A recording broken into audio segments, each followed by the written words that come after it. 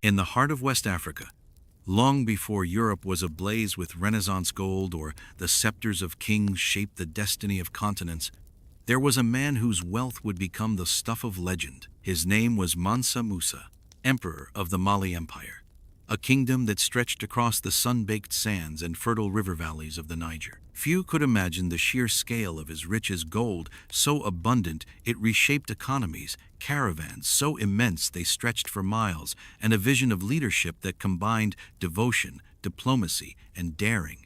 Mansa Musa did not inherit a world of opulence. He inherited responsibility, a realm forged from trade, culture, and the blood of those who came before him. But under his reign, Mali would become a beacon of power and learning, drawing scholars, merchants, and travelers from across continents. It was a kingdom where the clatter of marketplace coins echoed the ambition of a ruler who understood that wealth was more than mere gold. It was influence, it was legacy, it was the ability to shape the course of history. And yet, it was his pilgrimage to Mecca in the year 1324 that would cast Mansa Musa into the imagination of the world. A journey of faith, yes, but also a journey that displayed his unrivaled riches, generosity, and the reach of a man who would become known as the richest person in human history. Across the deserts and cities of Africa, his procession of gold, camels, and followers stunned those who witnessed it. His gifts disrupted local economies, and his fame reached far beyond the savannas, crossing seas and continents, whispering his name in the courts of Europe and the markets of Cairo. This is a story of vision and ambition, of a ruler who saw beyond the immediate horizon, who understood that wealth is not only a measure of possessions, but of power, culture, and faith. Mansa Musa's journey will take us through bustling trading hubs, into the halls of scholarship, across deserts under the burning sun, and into the annals of history where his legacy still shines. Before we step into the world of gold-laden caravans and the rise of an empire that shaped the map of Africa, make sure to like, share, and subscribe. This is not just a story of wealth, it is a story of a man who changed the world, one stride across the sands at a time. In the vast stretches of West Africa, where the Niger River winds like a silver thread through the golden sands and fertile plains, the foundations of an empire were quietly taking shape. It was a land of traders, farmers, and warriors, where the rhythm of life was dictated by the seasons and the flow of commerce. Gold was not just a treasure to be hoarded. It was the lifeblood of kingdoms, the language of power, and the measure by which rulers asserted their authority. In this world of opportunity and danger, a young prince was learning the art of leadership, of vision, and of legacy. This was Musa, later to be known as Mansa Musa, the man whose wealth and influence would eclipse the imaginations of the world. Musa's early life was a careful blend of education and observation. Born into the royal line of the Mali Empire, he was heir to a throne carved from conquest, diplomacy, and trade. Mali had risen from the ambitions of Sundiata Keita and his successors, a kingdom united under the banner of prosperity and cultural cohesion. From an early age, Musa understood that being a prince was more than bearing a name. It was shouldering responsibility for the lives of thousands, and later, millions. He was taught to read the signs of the world around him, the flow of gold across the Sahara, the arrival of merchants from Timbuktu, the stories of distant lands carried by traders along the Niger River. Every lesson was a preparation for a reign that would demand intelligence, courage, and vision. Mali itself was a study in contrasts. The wealth of its gold mines shimmered in the sunlight, while salt caravans carved paths across the desert, their burdens essential to the preservation of life and trade. Cities like Timbuktu, Gao, and Janneh were already emerging as centers of commerce and culture, attracting scholars, artisans, and merchants from across Africa and beyond. The markets buzzed with life. Traders haggled over gold dust, salt, textiles, and ivory. The air was thick with the scent of spices and the cries of vendors, and the hum of prosperity created a pulse that resonated through the empire. Young Musa walked through these cities not just as a prince, but as a keen observer, absorbing lessons in negotiation, governance, and human nature. He learned how wealth could be wielded as a tool of influence, how generosity could cement loyalty, and how vision could transform a kingdom into something enduring. Leadership in Mali was as much about diplomacy as it was about strength. Musa watched his elders negotiate alliances with neighboring states, resolve disputes among clans, and manage the intricate networks of trade that extended across the Sahara to North Africa and the Mediterranean. He observed the subtle art of justice, how fair rulings could inspire loyalty, and how even small acts of wisdom could ripple outward, reinforcing the stability of an empire. His tutors impressed upon him that true power lay not in brute force alone, but in understanding the human hearts that made the kingdom possible. Yet, life for the young prince was not confined to markets and councils. Musa was trained in the skills of warfare and strategy, for even the richest kingdom was never immune to threats. Raiders from the desert, rival chiefs, and ambitious nobles all posed challenges to the fragile equilibrium of Mali. Musa learned to read the land, to anticipate movements, and to act decisively. Even as a youth, he developed a reputation for intelligence and foresight, for a mind capable of balancing the immediate demands of governance with the long-term vision of empire. Mali's wealth was both a blessing and a challenge. Gold flowed abundantly from mines near Bambouk, shaping not only the economy of the kingdom but also the ambitions of those who looked upon it from afar. Traders carried it across the desert, exchanging it for salt, textiles, and other goods essential to life in the Sahel. The empire's prosperity attracted attention from beyond Africa, whispers of its riches reaching the courts of North Africa and the Mediterranean. It was a world in which the actions of one ruler could echo far beyond the riverbanks of the Niger, where generosity or misjudgment could shift alliances and reshape perceptions. Within this context, Musa's father, a ruler of prudence and vision, guided him. The elder king ensured that Musa understood both the weight and potential of the throne. He emphasized the responsibilities that came with abundance, the need to support scholars and religious leaders, to provide justice for the people, and to safeguard the empire's wealth while ensuring its prosperity continued. Musa absorbed these lessons, internalizing the connection between faith, governance, and economy that would later define his reign. As Musa grew, he became increasingly aware of the delicate balance required to maintain the Mali Empire's power. Leadership demanded more than the mere control of gold mines or the loyalty of warriors. It required the ability to navigate complex social hierarchies, to respect traditions, and to inspire confidence in those who might otherwise challenge his authority. He learned that a ruler's legacy was shaped not only by wealth but by wisdom, foresight, and the ability to act decisively when opportunity or crisis arose. By the time Musa reached the threshold of adulthood, the empire was primed for a transformation. The young prince had studied trade routes, mastered the protocols of governance, and observed the intricate dance of diplomacy that sustained Mali. He had seen the vast deserts, the fertile plains, and the cities thriving with commerce. He understood the influence of wealth, the importance of justice, and the power of reputation. And he carried within him an ambition not merely to rule, but to elevate his kingdom, to leave a mark on history that would endure long after his reign. The stage was set for a ruler who would change the perception of Africa in the wider world, a man whose wealth would become legendary, and whose pilgrimage would capture the imagination of kings and commoners alike. Musa's rise was not the result of chance. It was the culmination of preparation, intelligence, and a profound understanding of his people and their land. Every step he took, every decision he made, was shaping a future that would extend far beyond the banks of the Niger River.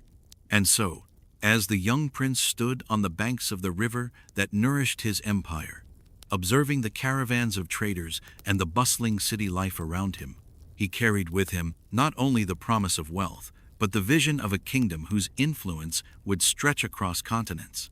In the quiet strength of his presence, the seeds of greatness were already taking root. Mali was ready to shine, and Mansa Musa was ready to claim his place among the greatest rulers the world would ever know. The passing of the old ruler brought both challenge and opportunity. With the throne now vacant, Musa was formally recognized as the new Mansa of Mali. His coronation, though austere by later European standards, was a ceremony rich with symbolism.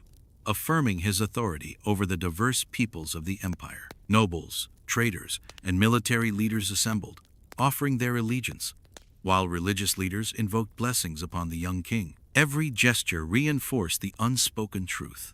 Mali's prosperity depended not only on wealth but on the unity of its people under a ruler capable of guiding them wisely. Musa understood that legitimacy was fragile. It required more than ritual. It demanded action. From the outset, he demonstrated an awareness that power in Mali was intertwined with the lives of the common people, the loyalty of chiefs, and the stability of trade. He began by sending envoys to key towns, affirming alliances, and resolving disputes that might have festered under the previous reign. He made visible his presence in the empire's bustling cities, walking among merchants and craftsmen, listening to their concerns, and showing that the crown was attuned to the needs of all layers of society. Mali's prosperity rested upon the foundations of trade, and Musa moved swiftly to strengthen these networks. Caravans carried gold and salt along established routes. Yet the young king recognized opportunities to expand the empire's reach. He encouraged trade not merely for wealth's sake, but as a tool to enhance Mali's influence across Africa. By fostering relationships with neighboring kingdoms and distant merchants, he ensured that Mali's power was recognized far beyond its borders. Letters and envoys were dispatched to cities across the Sahara, to North African ports, and even to regions as distant as Cairo, signaling that Mali was a kingdom to be respected, both for its riches and its governance. Yet leadership was not confined to diplomacy and commerce. Musa had inherited an empire of considerable geographic and cultural diversity. From the forests along the Niger River to the desert expanses of the north, each region presented distinct challenges. Local chiefs held authority in their territories, and the cohesion of the empire relied upon Musa's ability to balance centralized power with respect for local autonomy. He navigated these relationships with a blend of firmness and tact, rewarding loyalty, mitigating conflict, and ensuring that Mali remained unified under his vision. Musa's administration was marked by organization and foresight. He established systems to collect taxes, oversee trade, and maintain security. Governors were appointed to key regions, entrusted with maintaining stability and reporting back to the throne. These officials were carefully selected, not merely for loyalty, but for competence, reflecting Musa's understanding that the strength of a kingdom depended on capable governance at every level. Through these measures, the empire became more than a collection of cities and trade routes. It became a coherent structure, capable of sustaining prosperity and defending itself against external threats.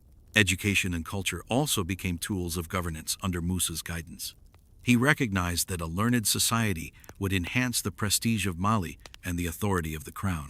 Scholars, religious leaders, and artisans were encouraged to settle in key cities, establishing centers of learning and culture.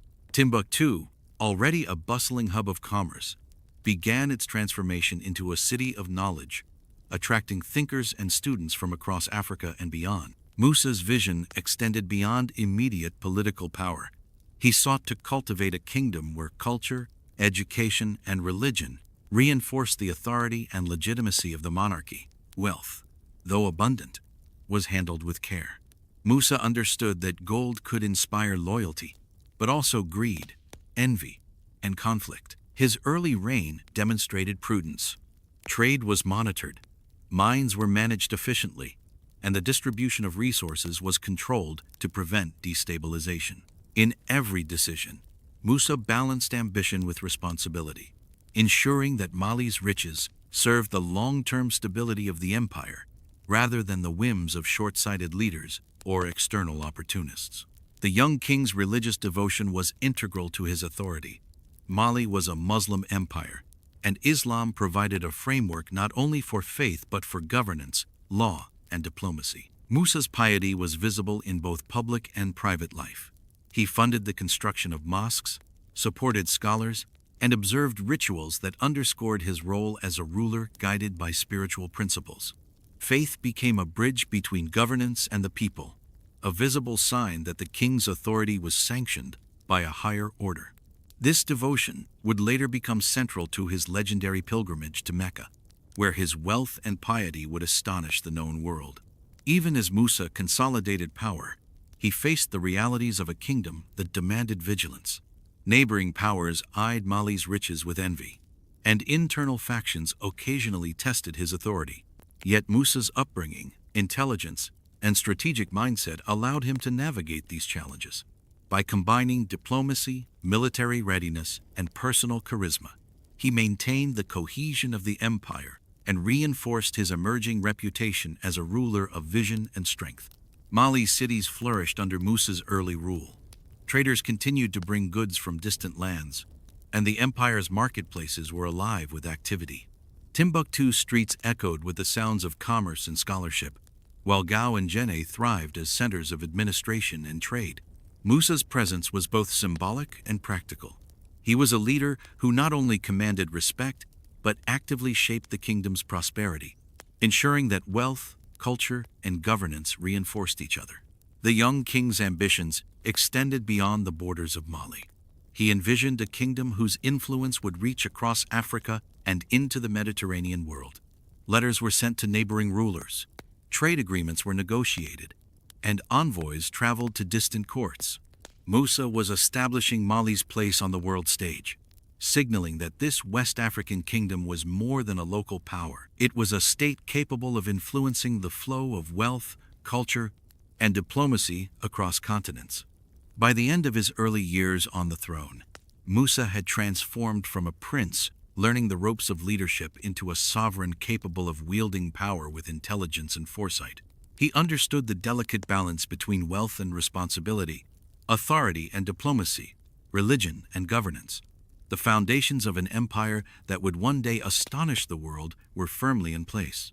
Musa's vision, discipline, and strategic insight had set Mali on a path toward unparalleled prosperity and influence. As he gazed over the Niger River from the walls of his palace, watching the flow of life in the cities below, Musa knew that leadership required more than inherited wealth or title. It required vision, courage, and the ability to act decisively. The stage was set for a reign that would be remembered for centuries.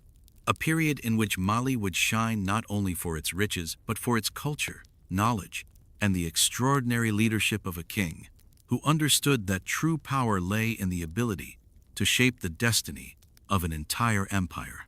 The empire was ready to grow, and Mansa Musa was ready to lead.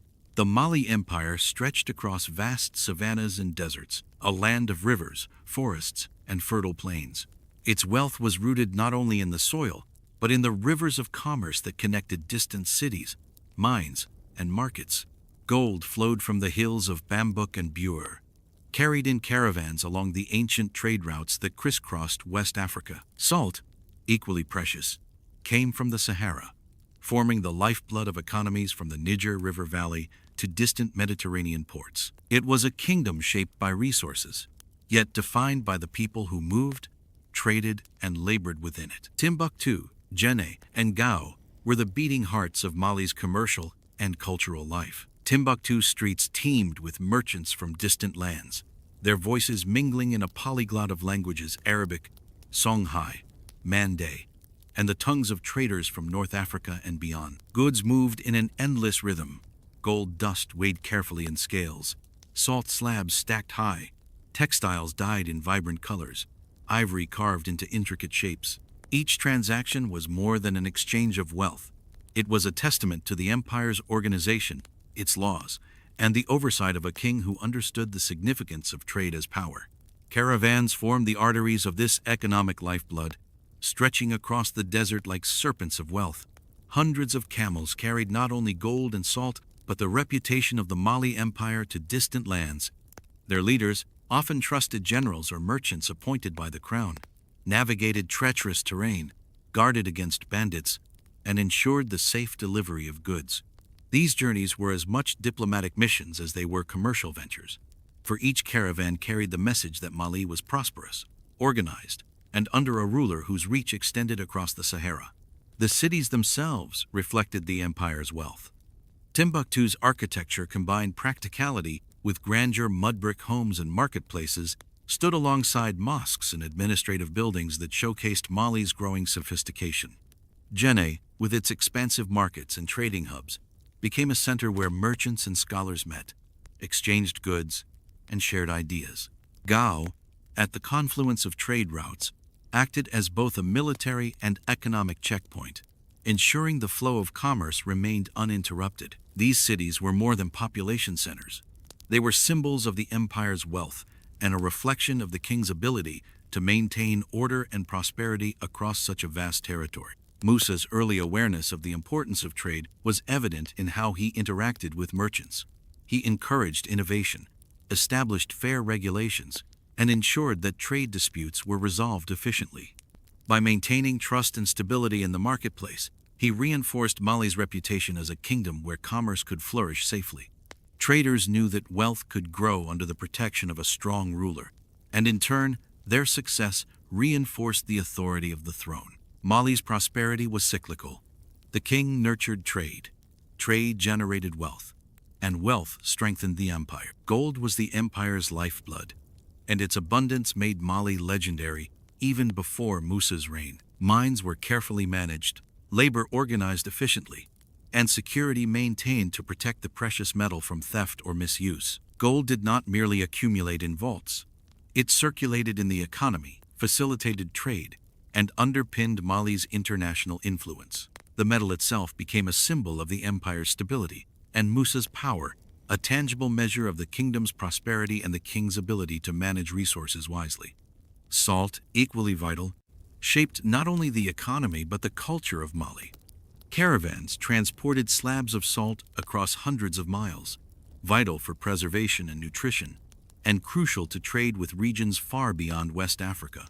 The salt trade was as regulated and respected as that of gold, and its movement across the desert brought Mali into contact with other powerful states. In this way, Musa's kingdom was both geographically expansive and diplomatically connected, relying on commerce to weave a network of influence that extended across continents. The people of Mali were integral to its success. Farmers tended the fields along the Niger. Artisans crafted textiles, jewelry, and weapons, and scholars preserved knowledge in manuscripts that would survive centuries. The labor of these countless individuals supported the empire's wealth and reinforced Musa's authority. He understood that the prosperity of Mali was inseparable from the well-being of its citizens, and early in his reign, he invested in infrastructure, irrigation, and public works to ensure that the empire's foundations were secure. Mali's wealth attracted attention beyond its borders. Traders and diplomats from North Africa, the Middle East, and Europe began to take notice, sending envoys to gauge the kingdom's power and explore opportunities for commerce. The reputation of Mali as a land of gold reached as far as Cairo, Timbuktu appearing in trade records and maps long before Musa's famous pilgrimage. This attention was both an opportunity and a responsibility. Wealth alone could not ensure stability, but strategic management of reputation, alliances, and trade could cement Mali's place in the wider world. Musa also recognized the importance of culture and education in reinforcing his empire's prestige. Timbuktu and Jenne became centers not only of commerce, but of learning. Scholars arrived from distant lands, libraries were established, and mosques became centers of both religious devotion and intellectual exchange. Musa understood that knowledge and faith strengthened legitimacy. By promoting education, he cultivated an informed elite capable of advising on trade, governance, and diplomacy, further stabilizing the empire and enhancing Mali's reputation abroad. Religious devotion was intertwined with governance.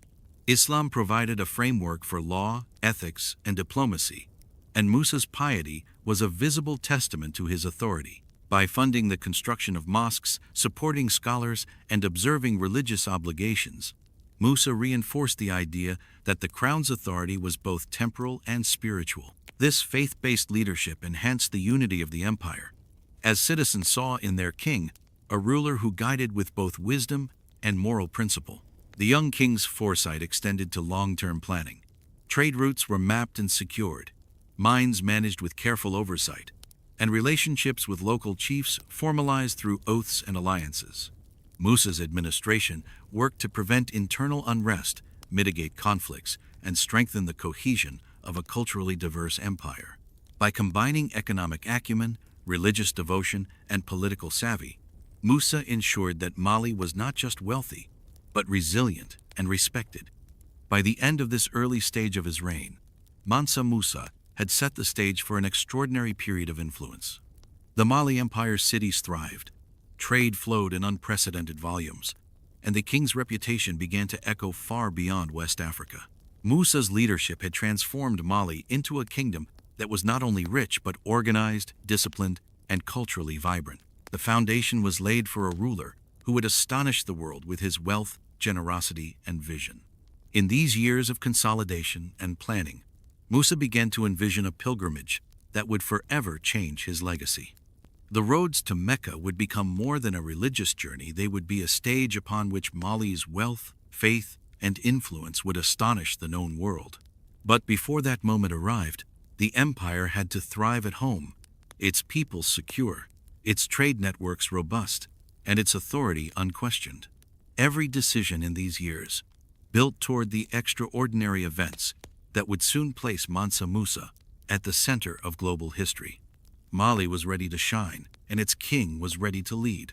The pulse of Mali's cities was felt in every marketplace, mosque, and caravan trail. Timbuktu, perched on the edge of the Sahara, had become more than a commercial hub. It was a crossroads of cultures, ideas, and faiths. Scholars from North Africa and the Middle East arrived to teach and study, bringing manuscripts that preserved the wisdom of generations. Merchants carried the scents and stories of distant lands, while local artisans transformed gold, ivory, and textiles into objects that dazzled both in wealth and craftsmanship. The city itself seemed alive, a testament to the empire's prosperity and the king's foresight in fostering both trade and education. Jenne, farther south along the Niger River, reflected a similar vibrancy. Its marketplace stretched along the riverbanks, boats docking with goods from distant regions. Salt slabs gleamed in the sun, and merchants' voices rose in a chorus of negotiation, a rhythm that echoed the heartbeat of Mali. Jenne was also a place where culture thrived. Artisans carved intricate designs into wood and ivory, potters shaped clay into vessels, both practical and beautiful, and scholars debated philosophy and law in shaded courtyards. Here, commerce and knowledge coexisted, bound together by the steady hand of the king, who understood their mutual importance. The flow of gold from Mali's mines was legendary. Caravans, sometimes numbering in the hundreds of camels, carried the metal across the empire and into the Sahara, eventually reaching North African markets. Each caravan required careful planning. Routes were mapped with precision, leaders appointed with the trust of the king, and supplies secured for the long journey. Bandits and harsh terrain made every expedition perilous, yet the rewards were immense, both for the kingdom and for those entrusted with its transport. Gold not only enriched Mali, but also cemented its influence on distant lands. Stories of the empire's wealth traveled faster than the caravans themselves, reaching Cairo, Alexandria, and eventually the courts of Europe. Salt, though less visually dazzling than gold, was equally vital.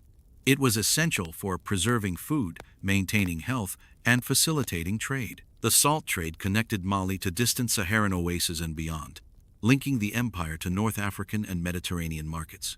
Slabs of salt, carefully cut and weighed, became a currency in their own right. In this way, the land's natural resources translated directly into political and economic power, and the king's oversight ensured that Mali's riches were neither squandered nor lost to rivals. Mansa Musa's governance extended beyond trade. He established a network of administrators who oversaw the empire's vast territories, ensuring that local rulers, chiefs, and merchants adhered to laws that balanced fairness with royal authority. This system prevented the kind of fragmentation that had weakened other kingdoms. Musa's policies emphasized both justice and efficiency. Disputes were settled according to a clear code, markets regulated to prevent fraud, and taxation structured to fund infrastructure without burdening the population excessively. The king's ability to combine wealth, law, and administration reinforced Mali's stability and allowed trade to flourish unimpeded. Education and faith were not mere ornamentation, but instruments of lasting influence. Timbuktu's emerging libraries stored manuscripts on theology, mathematics, astronomy, and law, Scholars were invited to study, debate, and teach, creating a learned elite capable of advising the crown on governance, commerce, and diplomacy. Mosques were more than places of worship. They were centers of learning, gathering both the spiritual and intellectual energies of the kingdom. Mansa Musa's devotion to Islam enhanced his legitimacy, uniting diverse peoples under a common religious and cultural framework, while projecting moral authority alongside material wealth. The king's attention to diplomacy extended Mali's influence far beyond its borders. Envoys and merchants carried letters, gifts, and intelligence to other kingdoms, establishing Mali as a recognized power across North Africa and into the Mediterranean. Cairo, in particular, was awed by reports of Mali's abundance. European mapmakers began including Mali and its cities on their charts, sometimes exaggerating its riches, yet reflecting a real and growing awareness of West Africa's significance. Musa's careful cultivation of reputation ensured that Mali's power was not limited to gold and salt, but extended into prestige, influence, and recognition on the global stage. Military preparedness was also essential. While Mali was rich in commerce, wealth alone could not guarantee security. Musa maintained an organized military presence along key trade routes and in strategic cities. Garrisons and patrols ensured that caravans moved safely and that local unrest could be swiftly addressed. Loyalty was cultivated through a combination of respect, reward, and the understanding that service to the crown brought both prestige and protection. The security of trade routes and cities allowed commerce to continue uninterrupted, reinforcing Mali's reputation as a stable and wealthy kingdom. The empire's infrastructure reflected foresight and planning. Irrigation systems improved agricultural productivity, ensuring food security and supporting population growth. Roads and river passages were maintained for the smooth transport of goods, connecting remote mining areas to markets along the Niger. Public works projects, often funded by royal treasury allocations, not only enhanced functionality, but also demonstrated the king's commitment to the welfare of his subjects. This integration of economic, administrative, and social planning ensured that Mali's prosperity was not fleeting but deeply rooted. Musa's personal engagement with trade and governance set the tone for the empire. He attended councils, consulted with merchants, met with scholars, and ensured that policies were implemented effectively. This hands-on approach was both symbolic and practical. It showed the people that their ruler was invested in their prosperity and security. His decisions were informed by observation, intelligence reports, and careful deliberation, blending pragmatism with vision. Mali's success was as much a product of leadership as it was of natural resources. The foundation laid in these years would soon be tested and celebrated during the king's legendary pilgrimage. But before that journey, Musa's focus on trade, infrastructure, faith, and governance had made Mali the richest, most organized, and culturally vibrant empire in West Africa. Its cities, rivers, and deserts bore witness to a kingdom that harmonized commerce, education, and faith into a unified vision of power and prosperity. By nurturing trade, securing wealth, and fostering knowledge, Mansa Musa ensured that Mali was more than a kingdom. It was a civilization admired and respected by neighbors and distant lands alike. His influence extended beyond immediate politics or economic advantage. It touched culture, faith, diplomacy, and the very perception of what an African empire could achieve. The world was beginning to take notice, and Mali's story was about to unfold on an even grander stage. As the sun set over the Niger River, reflecting gold-tinted light across the waters, the empire thrived quietly yet powerfully. Caravans set off across deserts, markets buzzed with activity, and mosques echoed with prayers and scholarship. Mali was alive, rich and ready, and its king, young yet wise, was preparing to leave a mark that would reach far beyond the borders of West Africa. In these years, the seeds of a legendary reign were growing, awaiting the journey that would cement Mansa Musa's place as the richest man in history. The passing of Abu Bakr II left a void in Mali that only a strong visionary leader could fill. The young Musa, already familiar with the rhythms of administration and the dynamics of trade, stepped into the role of Mansa with a mix of humility and authority. His coronation was not merely a ceremony, it was a statement of continuity, stability, and ambition. Nobles from distant provinces gathered, their robes and jewelry reflecting both loyalty and the intricate hierarchy of an empire that spanned deserts, rivers, and forests. The king's presence, calm yet commanding, reminded all who witnessed it that Mali would continue to thrive under deliberate and thoughtful leadership. Musa's first months on the throne were a delicate balancing act. Loyalty had to be affirmed, rival factions managed, and the empire's complex administrative network maintained. Governors of provinces, military leaders, and influential merchants awaited signals from the new king, knowing that decisions made in the palace would ripple across the kingdom. Musa moved with a measured pace, meeting councils of advisors in chambers adorned with intricate carvings, listening to reports from traders, scholars, and military commanders alike. Every choice was scrutinized, every action observed, for the eyes of Mali were upon him. The empire's wealth was both a blessing and a challenge. Gold flowed in from the mines of Bambouk and Bure, while salt caravans crossed the desert with treasures that rivaled the coffers of European kings. Musa understood that such abundance could breed envy, both within and outside the empire.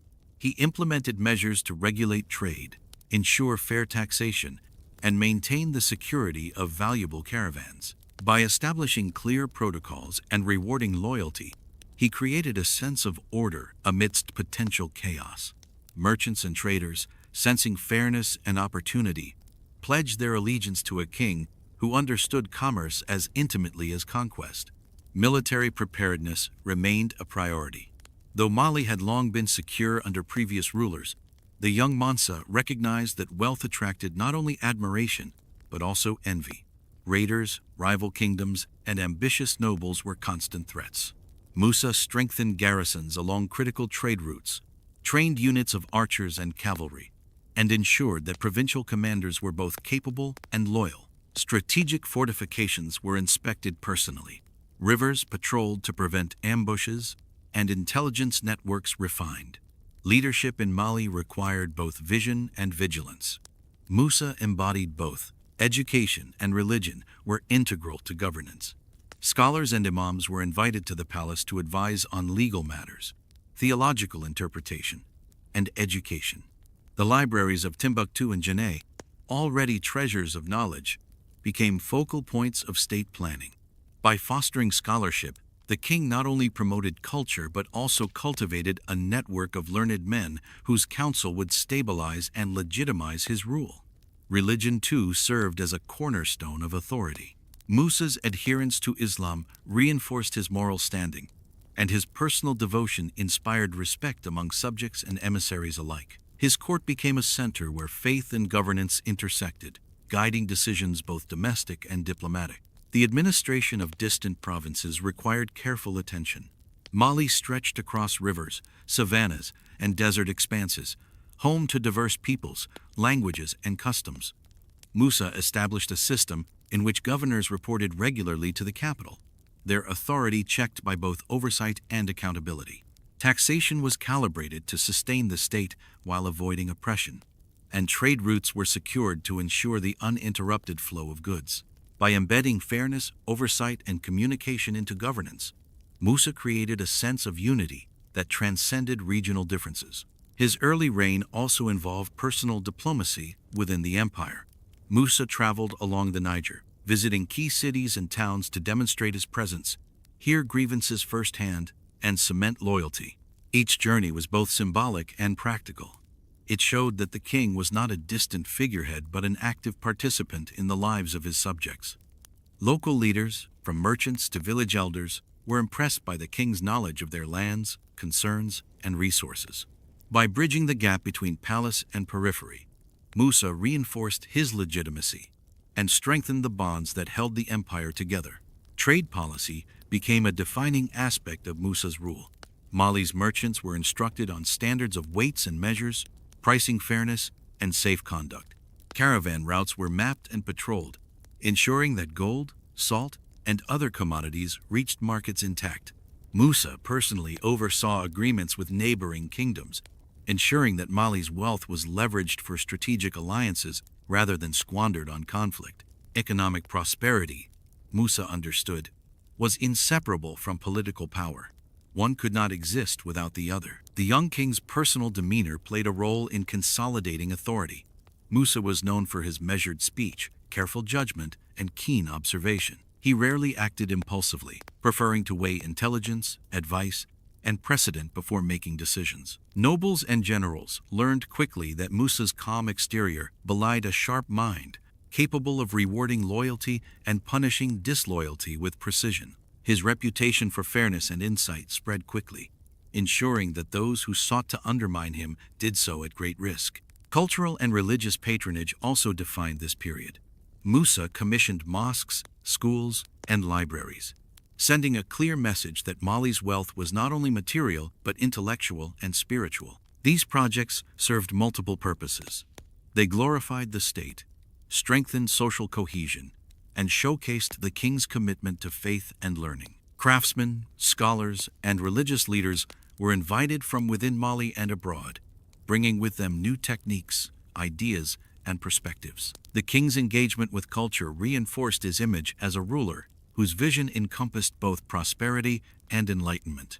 By the end of his first year, Musa had established the foundations of a reign that would soon reach legendary proportions. Trade networks were secure, administrative systems functioning, military readiness assured, and cultural institutions flourishing. Mali had become not only a wealthy kingdom but a model of governance, faith, and intellectual achievement. Musa's personal involvement in every aspect of statecraft ensured that his rule was more than inherited privilege. It was earned authority, tested and proven in the first months of leadership. While the empire thrived internally, the world beyond Mali was beginning to take notice. Stories of the kingdom's wealth, of gold-laden caravans stretching across the desert, of markets bustling with goods from distant lands, began to circulate among North African traders and scholars. Musa's court received envoys and letters from distant powers, curious about the wealth and order that seemed to flow effortlessly under his stewardship. The king's influence, though still largely regional, was expanding in reputation, setting the stage for a journey that would project Mali's power across continents. It was during these early years that Musa's vision began to crystallize. He saw wealth not merely as possession but as a tool to secure alliances, project authority, foster learning, and enhance faith. Every caravan, every construction project, every scholarly invitation was a calculated investment in the empire's stability and Mali's enduring legacy.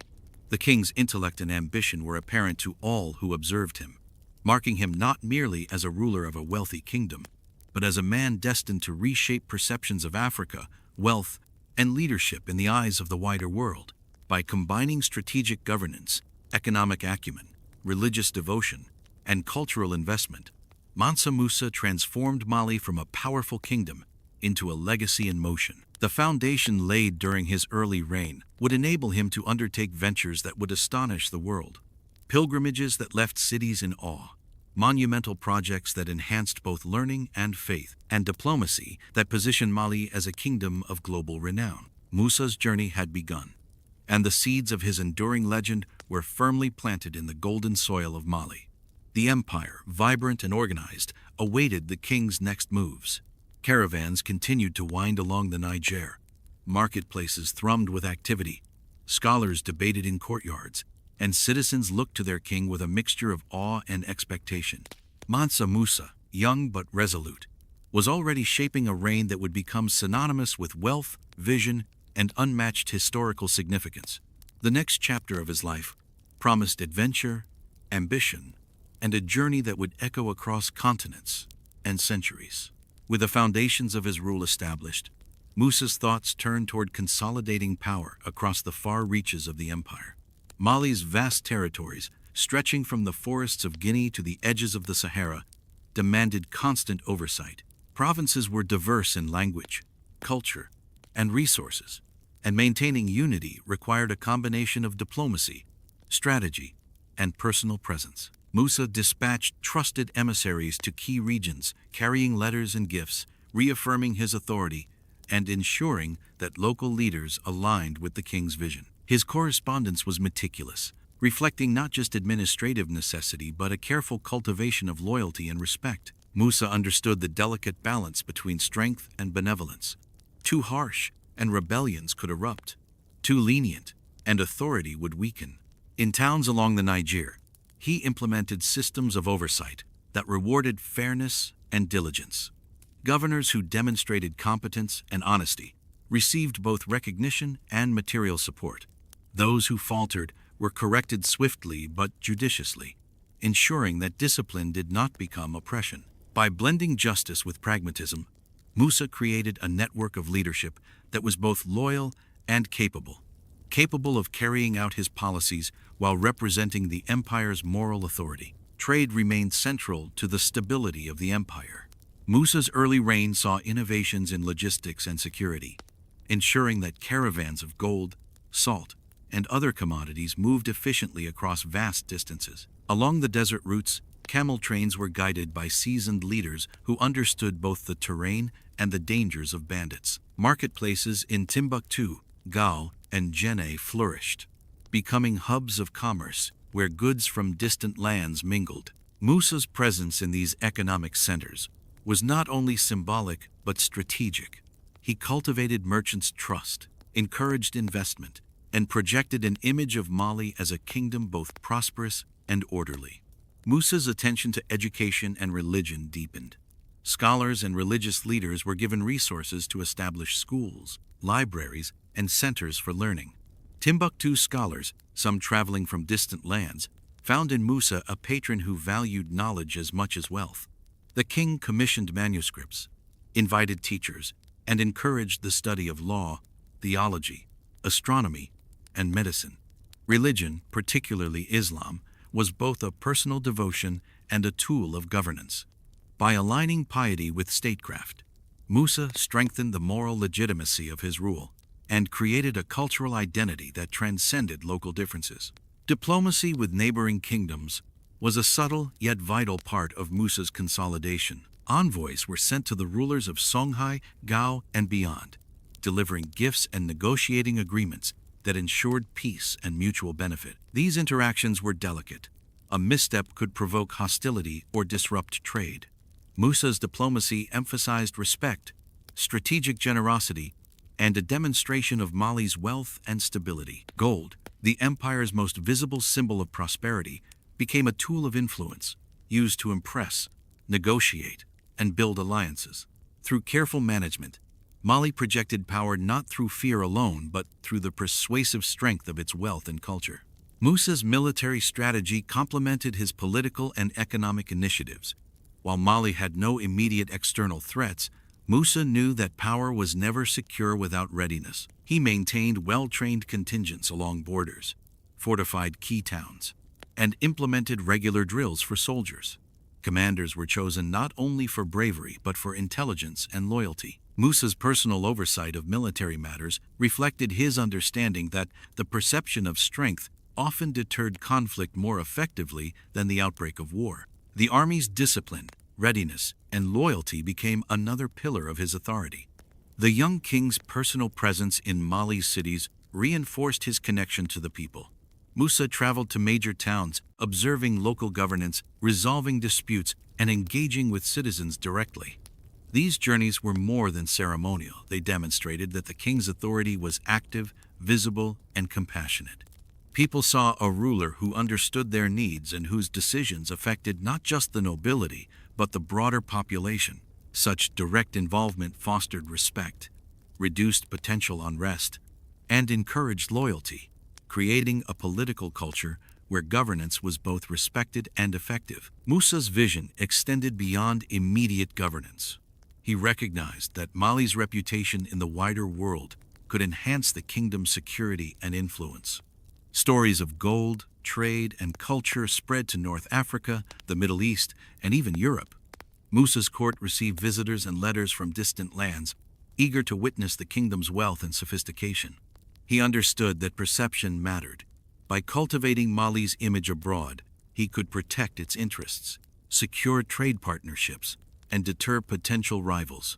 In essence, Musa was shaping not only a domestic empire, but an international presence built on respect, awe, and recognition of Mali's riches and organization. The preparations for religious pilgrimage began to take shape during these years. Musa's piety was deep and sincere, yet he also understood the diplomatic and symbolic significance of a journey to Mecca. A pilgrimage, undertaken with great wealth and visible authority, could reinforce Mali's prestige, strengthen international alliances, and leave a lasting impression on other rulers and cultures. Musa began planning the logistics: caravans of camels, attendants, servants, scholars, and treasures of gold. Every detail was considered, from safe passage through desert regions to the maintenance of Mali's authority in his absence. This journey would become a defining moment not only for Musa personally, but for the perception of Africa across the Mediterranean world. Within the palace, Musa maintained rigorous attention to administration. Auditors checked accounts, scribes recorded transactions, and council meetings addressed political, economic, and cultural matters. Musa's leadership style combined strategic oversight with practical delegation.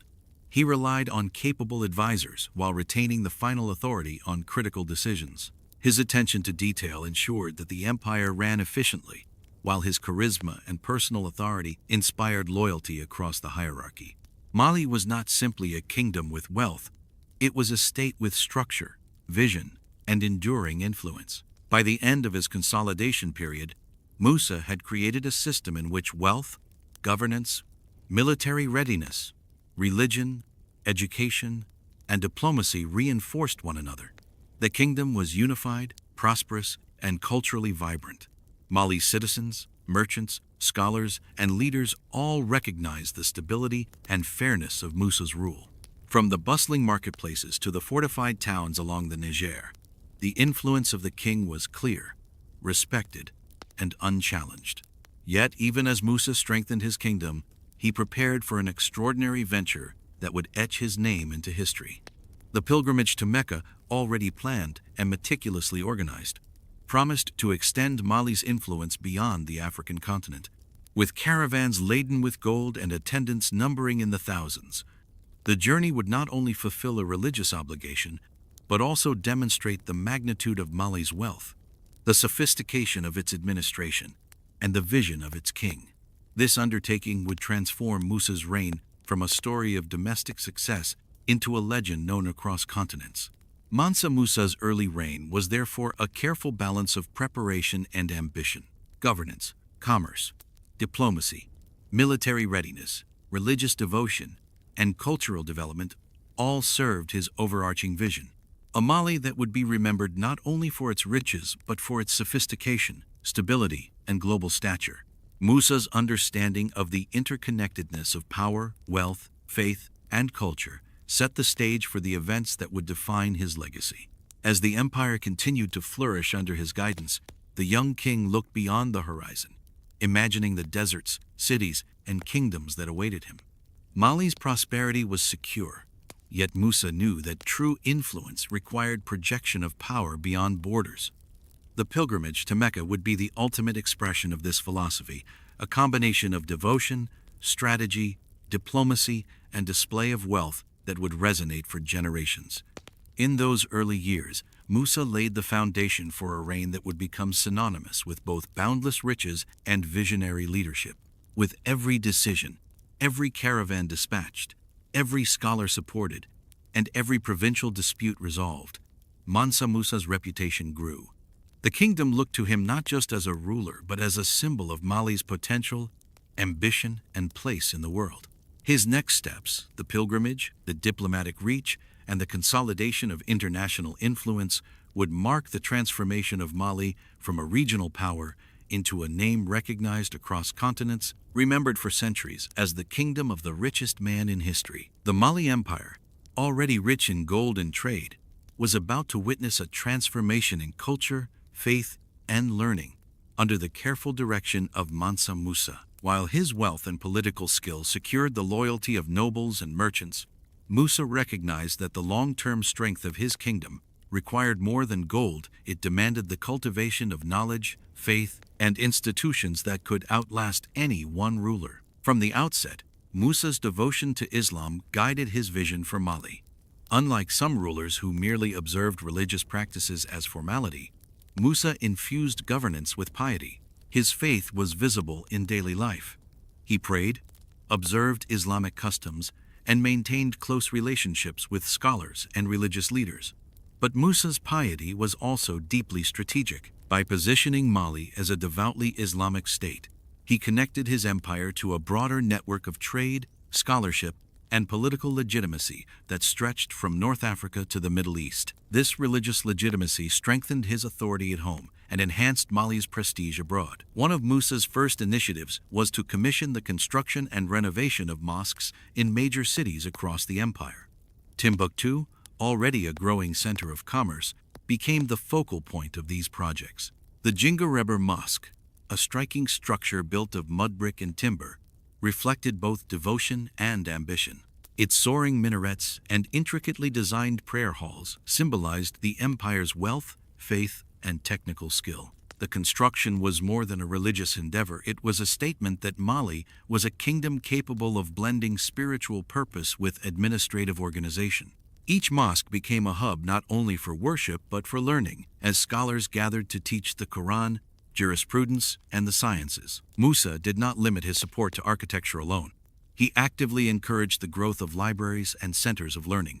Manuscripts, rare and precious, were collected, copied, and preserved. Timbuktu and other cities began to attract scholars from distant lands. North African jurists, Egyptian astronomers, and Andalusian philosophers traveled to Mali, drawn by Musa's patronage and the promise of a society that valued knowledge. Musa's support went beyond mere sponsorship. He ensured that scholars had safe accommodation, resources for study, and platforms to teach. Under his reign, Mali became a beacon of Islamic learning, its libraries rivaling those in Cairo, Fez, and Cordoba. The king's vision was not purely intellectual. It was intertwined with governance and diplomacy. By fostering learning and religion, Musa created a network of educated elites who could administer the empire, advise on policy, and represent Mali in dealings with foreign powers. Scholars, in turn, became part of the state's infrastructure, their knowledge ensuring justice, economic regulation, and cultural cohesion. Religion and education were, therefore, not just spiritual pursuits. They were tools to strengthen authority, promote unity, and project influence beyond Mali's borders. Musa's investment in faith and knowledge also had a social dimension. Education and religious instruction provided opportunities for Mali's citizens to participate in society beyond the confines of trade or labor. Young men from diverse backgrounds could study law, theology, or mathematics, entering careers that reinforced the empire's stability. Mali's mosques and schools became centers where people from varied ethnicities and regions interacted, shared knowledge, and forged a collective identity under the banner of Islam. The empire's cohesion was nurtured not only by wealth, but by shared values and intellectual growth. Trade and faith were closely linked under Musa's policies. Muslim merchants, scholars, and travelers were welcomed throughout Mali, their presence encouraged through hospitality and legal protections. Markets thrived not only because of gold and salt, but because the social and religious environment inspired trust and cooperation. Legal systems rooted in Islamic law provided predictable frameworks for commerce, taxation, and dispute resolution. Musa's attention to justice and fairness, grounded in religious principles, made Mali a stable and attractive hub for international trade. The king's interest in culture extended to the arts. Scholars, calligraphers, and architects contributed to a flourishing of Malian culture that reflected both African traditions and Islamic influence. Manuscripts were not merely practical. They were adorned with intricate designs, demonstrating the empire's wealth and aesthetic sensibility. Timbuktu and Gao became repositories of knowledge and artistic excellence, drawing visitors who marveled at the sophistication of a kingdom previously known primarily for its riches. Musa's patronage ensured that wealth translated into enduring cultural achievements, reinforcing Mali's reputation as a center of civilization. Diplomacy, too, was enhanced through Musa's support of Islam. Letters and envoys from neighboring kingdoms were impressed not only by Mali's riches, but by its moral and intellectual authority. By presenting Mali as both devout and cultured, Musa elevated the kingdom's standing in regional politics. Agreements with neighboring states were reinforced by shared religious values, mutual respect for scholars, and the demonstration of Mali's capacity to protect and project influence. Religion became a bridge between power and diplomacy, allowing Musa to secure alliances and deter conflict. Mansa Musa's focus on education and faith also extended to military strategy and governance. Governors and military leaders were expected to embody Islamic principles of justice, honesty, and discipline. Scholars advised on the management of taxation, land distribution, and legal disputes, ensuring that administrative decisions aligned with both religious and ethical standards. By integrating faith into governance, Musa created a system where political authority, social cohesion, and moral legitimacy reinforced one another. This alignment of values with practical administration strengthened Mali's internal stability and projected an image of enlightened rulership to outsiders. Even as Musa strengthened education and religion within Mali, he looked outward to the broader Islamic world. The Hajj to Mecca, a journey he would undertake with unparalleled grandeur, became both a personal act of devotion and a strategic demonstration of Mali's power. Scholars and religious leaders were consulted in preparation for the pilgrimage, ensuring that the journey would adhere to religious standards while projecting authority and wealth. Through this combination of piety and planning, Musa prepared to extend Mali's influence far beyond Africa, forging connections with Egypt, the Arabian Peninsula, and other Islamic states. Musa's investments in faith and education were transformative. By the midpoint of his reign, Mali had become a kingdom not only of gold but of knowledge, law, and moral authority. Timbuktu's streets were filled with scholars, traders, and travelers, all participating in a society that valued learning, justice, and devotion. The empire's wealth was now matched by cultural and intellectual prestige, ensuring that Mali's influence would endure long after Musa himself. The foundations he laid in education and religion would ripple through generations, cementing his reputation as a ruler who understood that the power of knowledge and faith could shape an empire as decisively as gold or armies. As the preparations for his legendary pilgrimage continued, Musa's vision of Mali as a hub of wealth, learning, and piety became increasingly tangible. Mosques were completed or under construction, schools were filled with eager students, and scholars were establishing networks that linked Mali to distant lands. Musa's ability to integrate religion, culture, commerce, and governance ensured that Mali's influence was comprehensive, spiritual, intellectual, economic, and political. It was a kingdom poised not just to endure but to impress and inspire the world. The stage was set for the defining moment of Musa's reign. Mali, under his careful guidance, had become more than a wealthy kingdom. It was a state whose authority, culture, and faith would resonate far beyond its borders. Musa's commitment to Islam and education would soon amplify the impact of his legendary pilgrimage, transforming both his empire and global perceptions of Africa. Through devotion, strategy, and vision, Mansa Musa prepared to demonstrate that true power lies not only in riches, but in the ability to shape a kingdom's destiny and leave a legacy that transcends generations. With Mali's mosques completed, libraries filled, and scholars firmly in place, Mansa Musa turned his attention to the pinnacle of Islamic devotion, the Hajj to Mecca. This pilgrimage was not merely a personal act of piety. It was the culmination of a vision that integrated faith, culture, and political strategy. Musa sought to demonstrate to the Islamic world that Mali was not only wealthy, but morally and spiritually legitimate, a kingdom whose influence and authority deserved recognition far beyond West Africa. The preparations for the journey were unprecedented. Musa assembled a caravan estimated at tens of thousands, consisting of officials, soldiers, servants, and attendants, all moving alongside a staggering quantity of gold. Camels, laden with treasure, stretched across the desert, each bearing gold, provisions, and gifts for rulers and scholars encountered along the route. Musa personally oversaw the logistics, ensuring the safety, sustenance, and coordination of the caravan. Each step was meticulously planned, reflecting his mastery of administration and foresight. Musa's entourage was a spectacle of organization and wealth, a procession that drew attention and inspired awe. Scholars and clerics were included to maintain religious rigor, while diplomats were present to carry messages and gifts to rulers along the way. Mali's wealth was not displayed recklessly. It was wielded as a form of soft power, signaling authority, stability, and generosity. Musa understood that perception could be as influential as military might. As the caravan moved through the Sahara, the empire's influence extended with every step. Towns along the route marveled at the size and splendor of Musa's procession. Gold was distributed generously, not only to the poor and local communities, but also as a diplomatic tool to forge goodwill with neighboring states. This generosity had immediate economic effects. In Cairo, for instance, the sudden influx of gold caused inflation, altering local economies and demonstrating Mali's extraordinary wealth. News of Musa's pilgrimage spread quickly, reaching distant courts in North Africa, the Middle East, and Europe, enhancing the kingdom's reputation and securing Mali a place on global maps for the first time. Musa's pilgrimage was also a journey of cultural diplomacy. As he traversed Egypt, the Arabian Peninsula, and beyond, he engaged with scholars, merchants, and rulers, exchanging knowledge, ideas, and religious practices.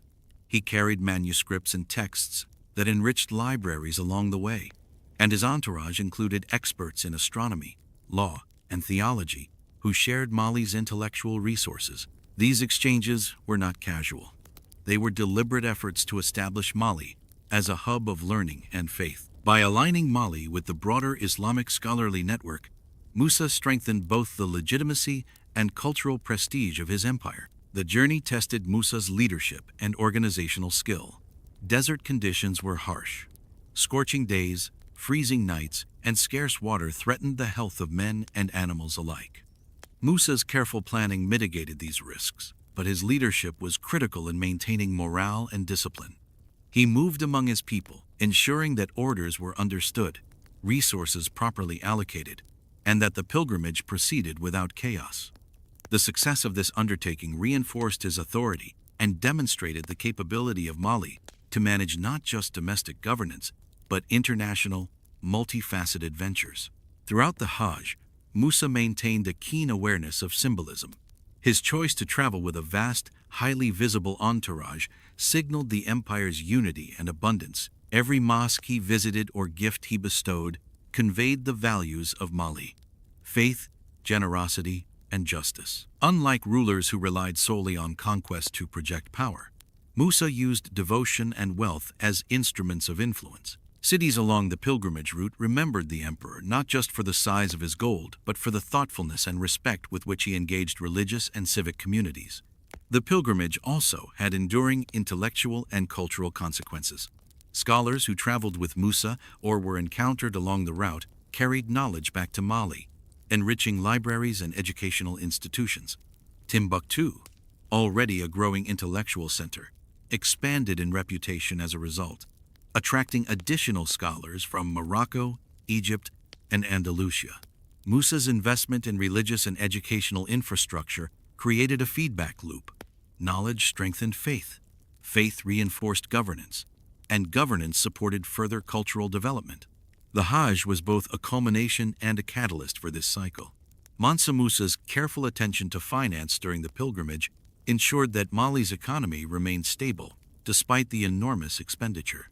While large quantities of gold were gifted or spent along the route, Musa balanced generosity with prudence. His advisors meticulously tracked resources, calculated risk, and planned for contingencies, demonstrating that wealth alone was insufficient without strategic management.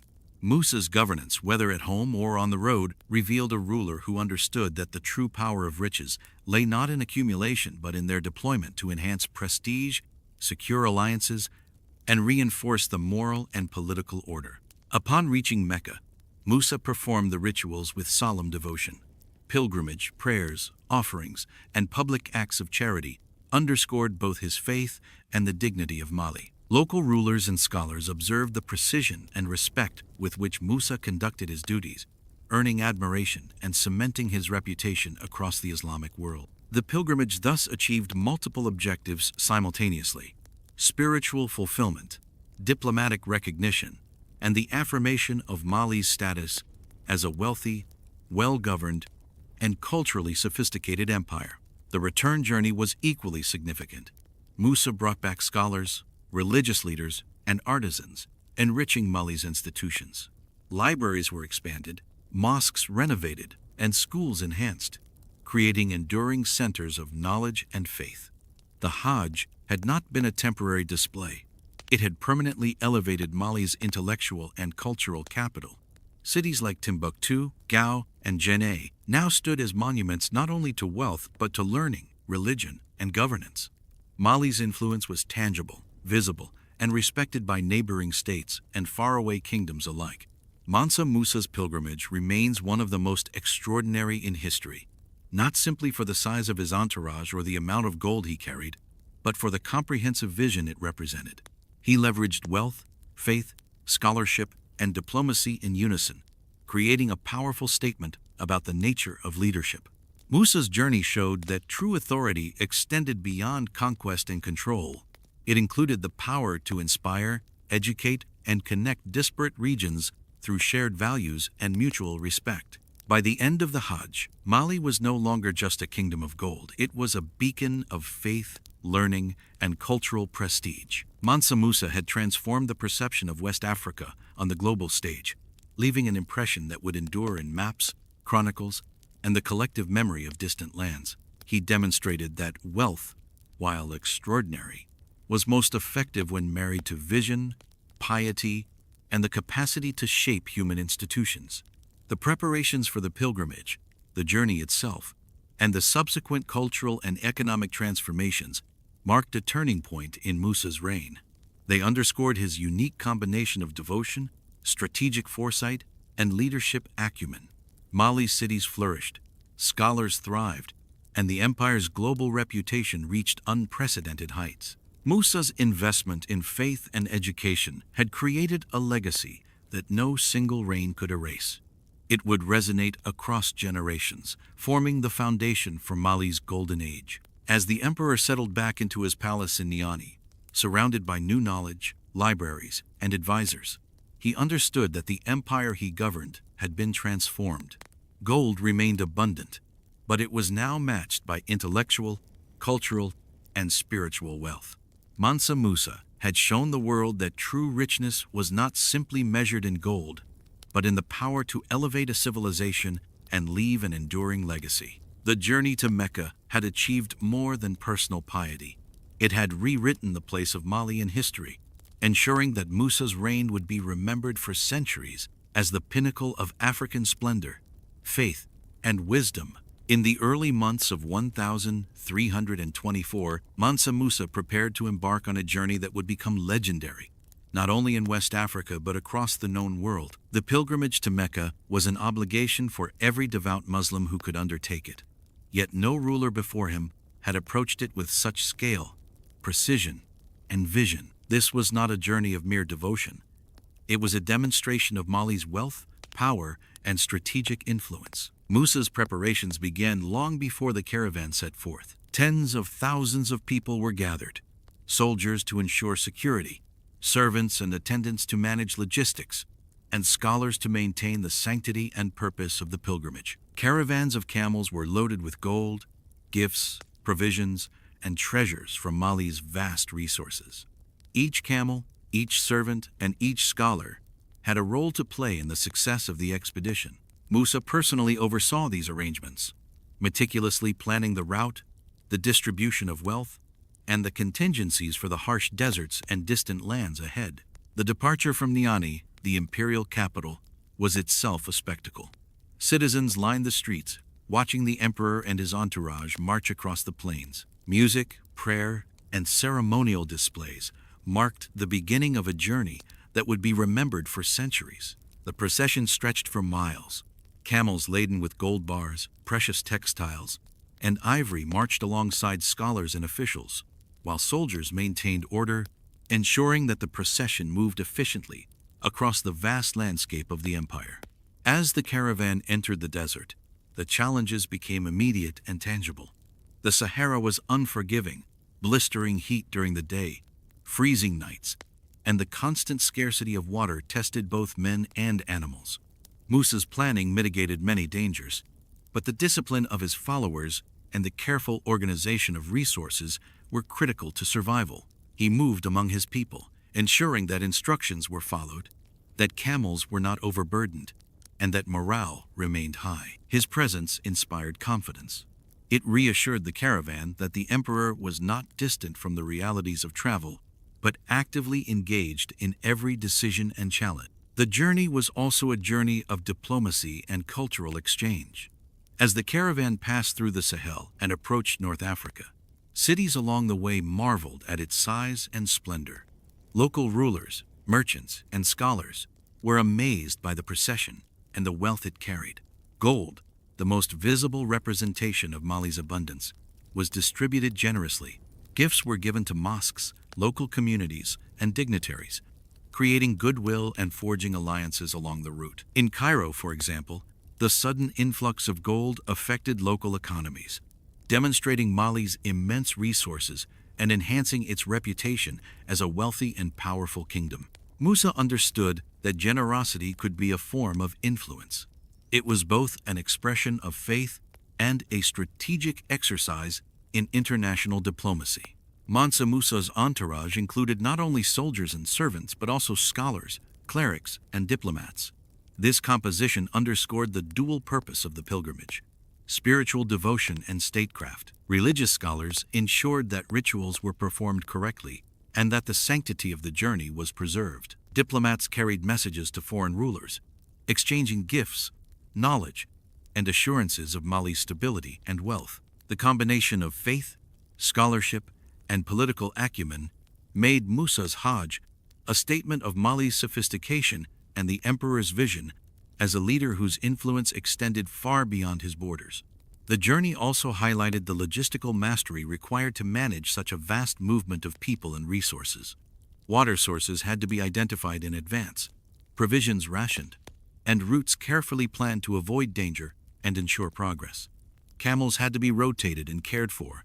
Guards had to remain vigilant against bandits and other threats. Musa's attention to these details reflected his understanding that leadership was not only about vision or wealth, but about the practical realities that sustained it. Every day of travel was a test of administration, discipline, and resilience. Musa's attention to symbolism was deliberate. The sheer visibility of the caravan sent a powerful message to every town and city along the route. Mali was a kingdom of immense wealth and organization, and its emperor commanded both. Scholars and merchants traveling with the caravan engaged with local populations, sharing knowledge, introducing innovations, and fostering cultural exchange. Mali's influence was thus extended not through conquest, but through presence, reputation, and careful demonstration of both material and intellectual wealth. The pilgrimage route also offered moments of reflection and spiritual significance. Musa took care to observe religious practices meticulously, ensuring that the journey was not merely performative but spiritually grounded. Prayers, charitable acts, and ceremonies marked key points along the route. By integrating devotion into every aspect of the expedition, Musa elevated the journey beyond a display of wealth. It became a manifestation of faith and leadership inseparably intertwined. At every stop, the interactions between the Malian caravan and local populations served as lessons in governance and diplomacy. Communities witnessed the organization, discipline, and generosity of Mali, leaving lasting impressions that would be recorded by historians and travelers for generations. These interactions enhanced Mali's prestige, ensured the safety of trade routes, and reinforced the empire's image as a center of civilization and culture. Musa's pilgrimage was, in essence, an extension of his reign, a demonstration that leadership could be expressed through wealth, piety, and strategic engagement with the broader world. As the caravan approached the Nile, the scope of Musa's influence became apparent. Reports of his journey had preceded him, reaching Cairo through merchants and envoys. The arrival of the Malian emperor created a sensation. The city was captivated by the unprecedented scale of wealth and the precision of organization. Gold flowed into the markets, distributed among citizens and institutions, and the economic effects were immediate. Inflation surged, yet the generosity of Musa's gifts impressed rulers and citizens alike, cementing Mali's reputation as a kingdom whose riches were rivaled by no other in the known world. Beyond material wealth, Musa's pilgrimage reinforced Mali's position within the Islamic world. By traveling with scholars, patronizing mosques along the route, and observing religious protocols meticulously, Musa demonstrated that Mali was a devout, cultured, and respected power. His journey bridged continents, connecting West Africa with North Africa, the Middle East, and ultimately Mecca itself. Mali was no longer an isolated kingdom of gold. It had become a recognized participant in the spiritual and cultural networks of the Islamic world. The Hajj also showcased Musa's personal qualities as a leader. He exhibited patience, foresight, and adaptability, qualities essential to navigating both the deserts of Africa and the complex social landscapes of foreign cities. His ability to inspire loyalty among tens of thousands, maintain discipline over months of arduous travel, and simultaneously manage the empire's wealth highlighted a ruler who was both pragmatic and visionary. Musa's journey was not a reckless display. It was a carefully orchestrated affirmation of Mali's power and prestige. The journey had other, more subtle, consequences as well. Scholars, clerics, and artisans who traveled with Musa returned home with new knowledge, ideas, and connections. Cultural and educational exchanges flourished, enhancing Mali's intellectual life and reinforcing the emperor's long-term strategy of using knowledge as a pillar of authority. The pilgrimage was thus both an immediate spectacle and a strategic investment in the empire's enduring influence. As Mansa Musa's caravan continued through North Africa, the journey itself became part of Mali's legend. Tales of his generosity, wealth, and leadership reached distant lands, appearing in chronicles, trade reports, and eventually European maps. The Hajj transformed Musa from a powerful regional ruler into a figure of global renown. His reputation for wealth, piety, and governance spread far beyond the empire's borders, creating a legacy that would resonate for centuries. The scale, ambition, and impact of Musa's pilgrimage were unparalleled. By combining faith, wealth, diplomacy, and strategic leadership, he achieved a synthesis of power that few rulers in history could match. The journey to Mecca was not simply a religious duty. It was a statement to the world that Mali, under Mansa Musa, was a kingdom of immense wealth, sophisticated administration, cultural richness, and spiritual devotion. Every mile traveled reinforced the empire's authority, prestige, and influence. By the time the caravan reached the Red Sea, the effects of Musa's pilgrimage were clear. Cities along the route had been touched by his wealth, governance, and generosity. Mali's prestige had grown, and the emperor's reputation as the richest man in the world was firmly established. The journey, while arduous, had fulfilled multiple objectives: religious fulfillment, cultural and educational exchange, diplomatic engagement, and the projection of Mali's global influence. Mansa Musa had transformed a religious obligation into a demonstration of the power of vision, discipline, and wealth. The journey to Mecca marked a turning point in Mali's history, ensuring that both the emperor and his empire would be remembered across centuries, far beyond the African continent. The pilgrimage would become the defining event of his reign, a testament to what leadership, faith, and resourcefulness could achieve when combined with unparalleled wealth. By the time Mansa Musa's caravan approached Cairo, the city was abuzz with anticipation and awe. Word of the emperor's wealth, size of the entourage, and the sheer extravagance of his gifts had spread ahead through merchants, travelers, and envoys. Cairo, one of the major centers of the Islamic world, had never witnessed a procession of such magnitude. Gold flowed into the city with the caravan's arrival, and Musa's generosity immediately made an impression, not only on ordinary citizens, but also on the ruling elite. The gifts he distributed, gold coins, ornate textiles, and rare goods, were not merely symbolic. They altered the local economy. Markets experienced inflation, as gold, once scarce, flooded the city. Prices of goods fluctuated, merchants recalculated value, and the shockwaves of Mali's wealth reached every corner of the city. Musa's time in Cairo was not just about ostentation. He met with local leaders, scholars, and religious authorities, exchanging knowledge and establishing connections that would endure long after the caravan moved on. Libraries, schools, and mosques welcomed scholars from Mali, creating opportunities for cultural and intellectual exchange. Musa's commitment to learning and faith was as visible as his gold. He funded the construction of mosques, supported scholars, and demonstrated his devotion through careful observance of Islamic rituals. His approach reflected a profound understanding of leadership. True influence required both wealth and wisdom, generosity and discipline, piety and governance. After leaving Cairo, the caravan pressed eastward across the deserts of the Arabian Peninsula. The journey demanded careful navigation of both the harsh environment and the complex social landscape of the region. Each stop was a chance to demonstrate Mali's resources and the emperor's respect for local customs. Towns and cities along the way were astonished at the scale of the procession. Tens of thousands of men, camels laden with gold and treasures, and scholars performing their duties with rigor and devotion. By distributing gold and gifts to local communities and leaders, Musa reinforced diplomatic ties and ensured that his empire would be remembered not only for its riches, but also for its generosity and influence. As the caravan neared Mecca, the atmosphere shifted from spectacle to profound reverence. The spiritual heart of Islam awaited, and Musa's focus turned toward devotion and the fulfillment of his religious duty.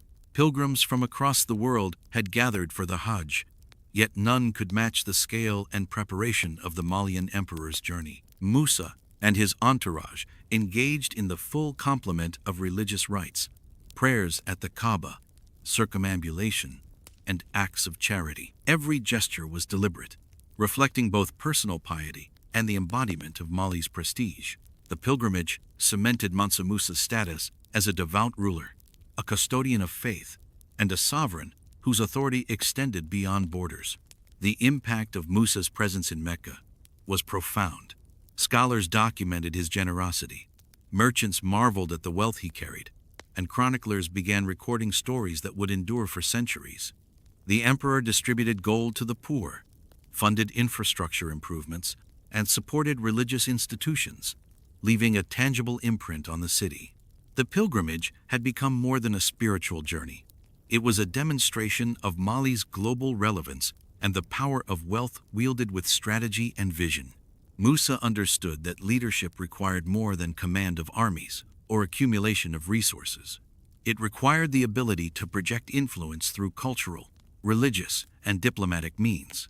On the return journey to Mali, Mansa Musa continued to reinforce his empire's influence.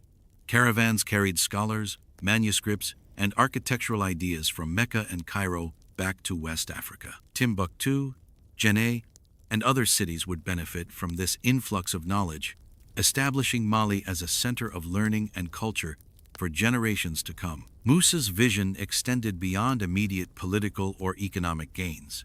He sought to cultivate an enduring intellectual and spiritual legacy.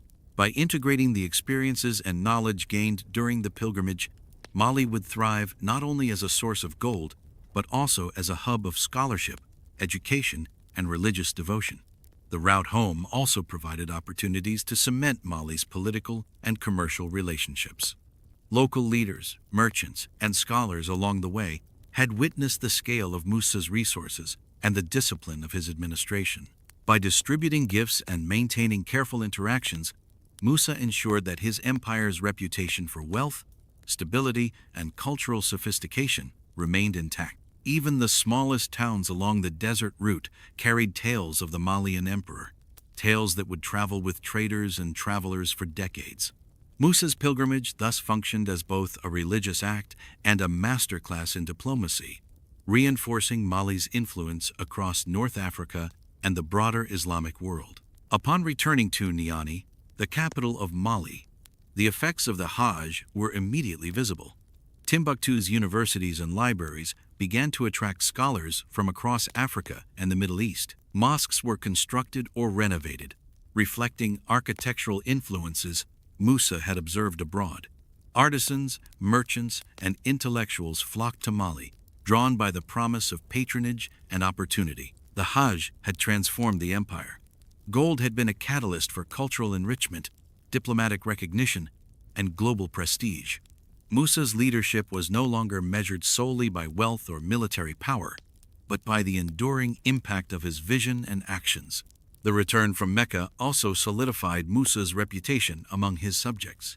Stories of his generosity, humility, and piety inspired loyalty and admiration. Citizens of Mali recognized that their emperor's wealth was not hoarded but shared in ways that benefited the empire and its people. His leadership style blended authority with service, grandeur with responsibility, and ambition with ethical governance. In every town and village, from the bustling markets of Timbuktu to the banks of the Niger, Musa's pilgrimage became a reference point for leadership and excellence. Historians, chroniclers, and travelers would recount the pilgrimage for centuries. European mapmakers, encountering reports from traders and envoys, began marking Mali on their maps with unprecedented prominence. Cairo and Mecca, cities that had witnessed Musa's arrival, recorded the journey in writings that emphasized both its scale and its strategic significance. The Hajj became an indelible part of Mali's identity, illustrating that leadership, wealth, and faith could converge to create a legacy that transcended borders and generations. Mansa Musa's pilgrimage was more than an extraordinary journey of devotion. It was a strategic exercise in demonstrating statecraft, reinforcing Mali's global position, and enhancing the emperor's personal reputation. The empire's wealth was evident in gold, ivory, and resources. But Musa's leadership extended beyond material display. Through careful organization, charitable acts, religious observance, and intellectual engagement, he strengthened Mali's cultural, spiritual, and political foundations. By the time Musa had fully returned to Niani, his empire had been transformed. The Hajj had not only confirmed Mali's status as the richest and most influential West African kingdom, but it had also laid the groundwork for a golden age of scholarship, architecture, and global recognition. Musa's vision of leadership, integrating wealth, faith, and cultural influence, would define the empire's character for generations. The pilgrimage had proved that the power of an empire was not solely measured in soldiers or conquests, but in the capacity to inspire, influence, and endure. Mansa Musa had set a standard of leadership that was as enduring as the gold for which his kingdom was famed. His journey to Mecca, with its grandeur, strategy, and faith, became the defining act of his reign, forever linking Mali's history to a story of unprecedented wealth, devotion, and global influence.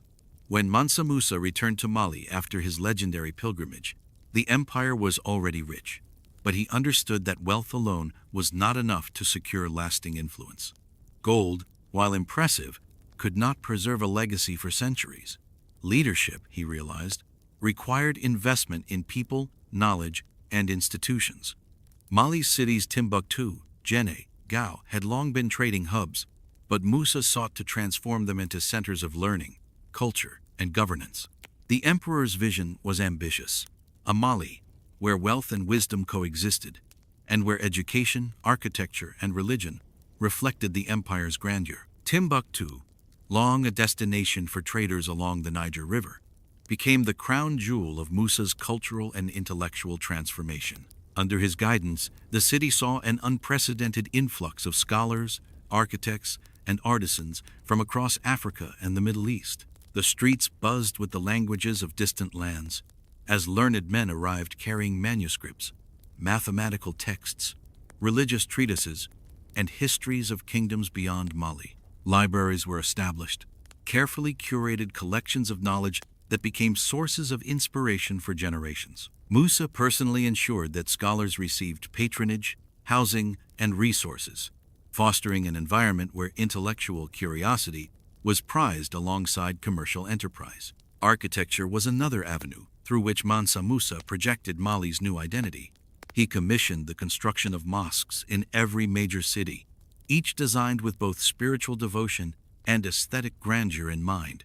The Jingareber Mosque in Timbuktu, constructed under his orders, became a symbol of Mali's integration of Islamic scholarship with African architectural ingenuity. Using local materials like mud brick and timber, combined with imported design influences from North Africa, these structures were durable, functional, and visually striking. They were not merely places of worship. They were centers of learning, where scholars gathered to study, debate, and disseminate knowledge. The emperor also fostered a culture of literacy and learning among Mali's elite and merchant classes. Administrative reforms required careful record-keeping, and scribes were trained to document trade, governance, and religious matters with precision. Manuscripts, copied by hand and often illuminated with intricate designs, became prized possessions, circulating among scholars and traders alike. Musa's investment in education was strategic. By fostering literacy and knowledge, he strengthened governance, improved trade management, and ensured that Mali's leadership was informed and capable. Trade and culture were deeply intertwined in Musa's vision. Caravans that once carried only gold, salt, and ivory now also transported ideas, manuscripts, and artisans. Timbuktu became a crossroads not only for goods but for cultural exchange. Merchants returning from Cairo or Mecca brought stories, innovations, and techniques that Musa eagerly integrated into Mali's urban fabric. Workshops flourished, producing textiles, metalwork, and manuscripts that reflected both local traditions and foreign influences. In this way, commerce became a conduit for cultural enrichment, and wealth was deployed to cultivate both tangible and intangible capital. The educational transformation was not limited to the cities. Rural communities benefited from Musa's policies as well. Scholars and religious teachers traveled to smaller towns and villages, establishing schools and teaching the Quran, mathematics, and literature. Knowledge became a valued commodity throughout the empire, empowering local leaders and traders with the skills needed to navigate complex economic and political landscapes. By democratizing access to learning, at least for the literate and aspiring classes, Mansa Musa ensured that Mali's prosperity was sustainable and deeply rooted in human capital. Religion remained central to Musa's efforts. While the Hajj had demonstrated his personal devotion and international standing, his return to Mali marked the beginning of a period of religious consolidation. Imams and scholars were given resources to teach, interpret Islamic law, and guide communities. Public works, including the construction of wells, bridges, and caravanserais, often had religious significance, reinforcing the connection between faith and civic life. Mansa Musa's vision combined piety with practicality. Islam was not only a spiritual guide, but also a unifying framework for governance, justice, and education across a vast and diverse empire. Musa's architectural projects also showcased Mali's wealth and global connections. Imported materials and techniques from North Africa and the Middle East were combined with local artistry to create buildings that were functional, resilient, and aesthetically striking. Courtyards, minarets, and domes were meticulously planned, ensuring that each structure reflected the sophistication and cosmopolitan identity of the empire. The aesthetic appeal was intentional. By investing in monumental architecture, Mansa Musa projected the image of a stable, prosperous, and cultured state, reinforcing Mali's reputation across the known world. Cultural patronage extended beyond architecture and scholarship. Musa encouraged poetry, music, and oral history, recognizing the power of narrative to shape perception and identity. Griots, the traditional storytellers of West Africa, were supported and commissioned to chronicle the empire's history, victories, and the deeds of the emperor himself. These oral traditions, combined with written manuscripts, created a rich tapestry of Mali's cultural memory, ensuring that Musa's influence would resonate not only during his reign but for generations to come. Infrastructure projects were equally transformative. Timbuktu's markets, once bustling but modest, were upgraded to accommodate larger trade flows and more diverse goods. Roads and caravan routes were maintained with unprecedented efficiency, ensuring the smooth movement of commerce and ideas. Bridges, wells, and rest houses were constructed along major routes, demonstrating the emperor's attention to practical governance. Each improvement reinforced the economic stability of the empire, making Mali more resilient to external shocks and internal unrest. Mansa Musa's vision extended to diplomacy as well. By creating centers of learning, supporting scholars, and investing in religious infrastructure, he cultivated relationships with North African kingdoms, the Middle East, and even Europe. Envoys traveled between Mali and foreign courts carrying manuscripts, gifts, and letters, showcasing the empire's sophistication and wealth.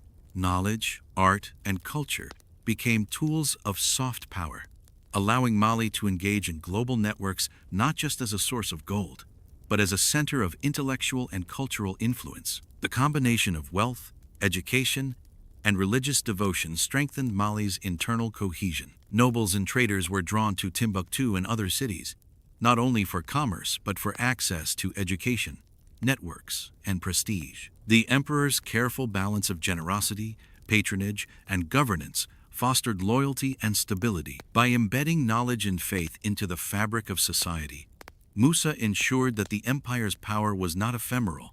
It was built on a foundation that would outlast individual rulers. Through these transformative efforts, Mansa Musa redefined what it meant to be a ruler.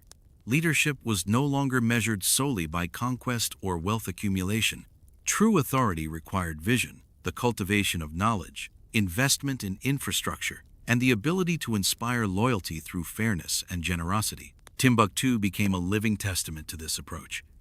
A city where gold, faith, education, and culture intersected, producing an enduring legacy that would influence West Africa for centuries. As the sun rose over the Niger River, casting light on the walls of Timbuktu and the minarets rising above its bustling streets, it was clear that Mali had entered a new era. The empire's wealth had been leveraged to cultivate human potential, strengthen governance, and project influence far beyond Africa. Mansa Musa had transformed Mali from a kingdom of riches into a civilization where knowledge, faith, and culture were intertwined with power, a model of leadership that the world would remember long after his reign. The transformation of Timbuktu and Mali under Mansa Musa's guidance would set the stage for the empire's golden age.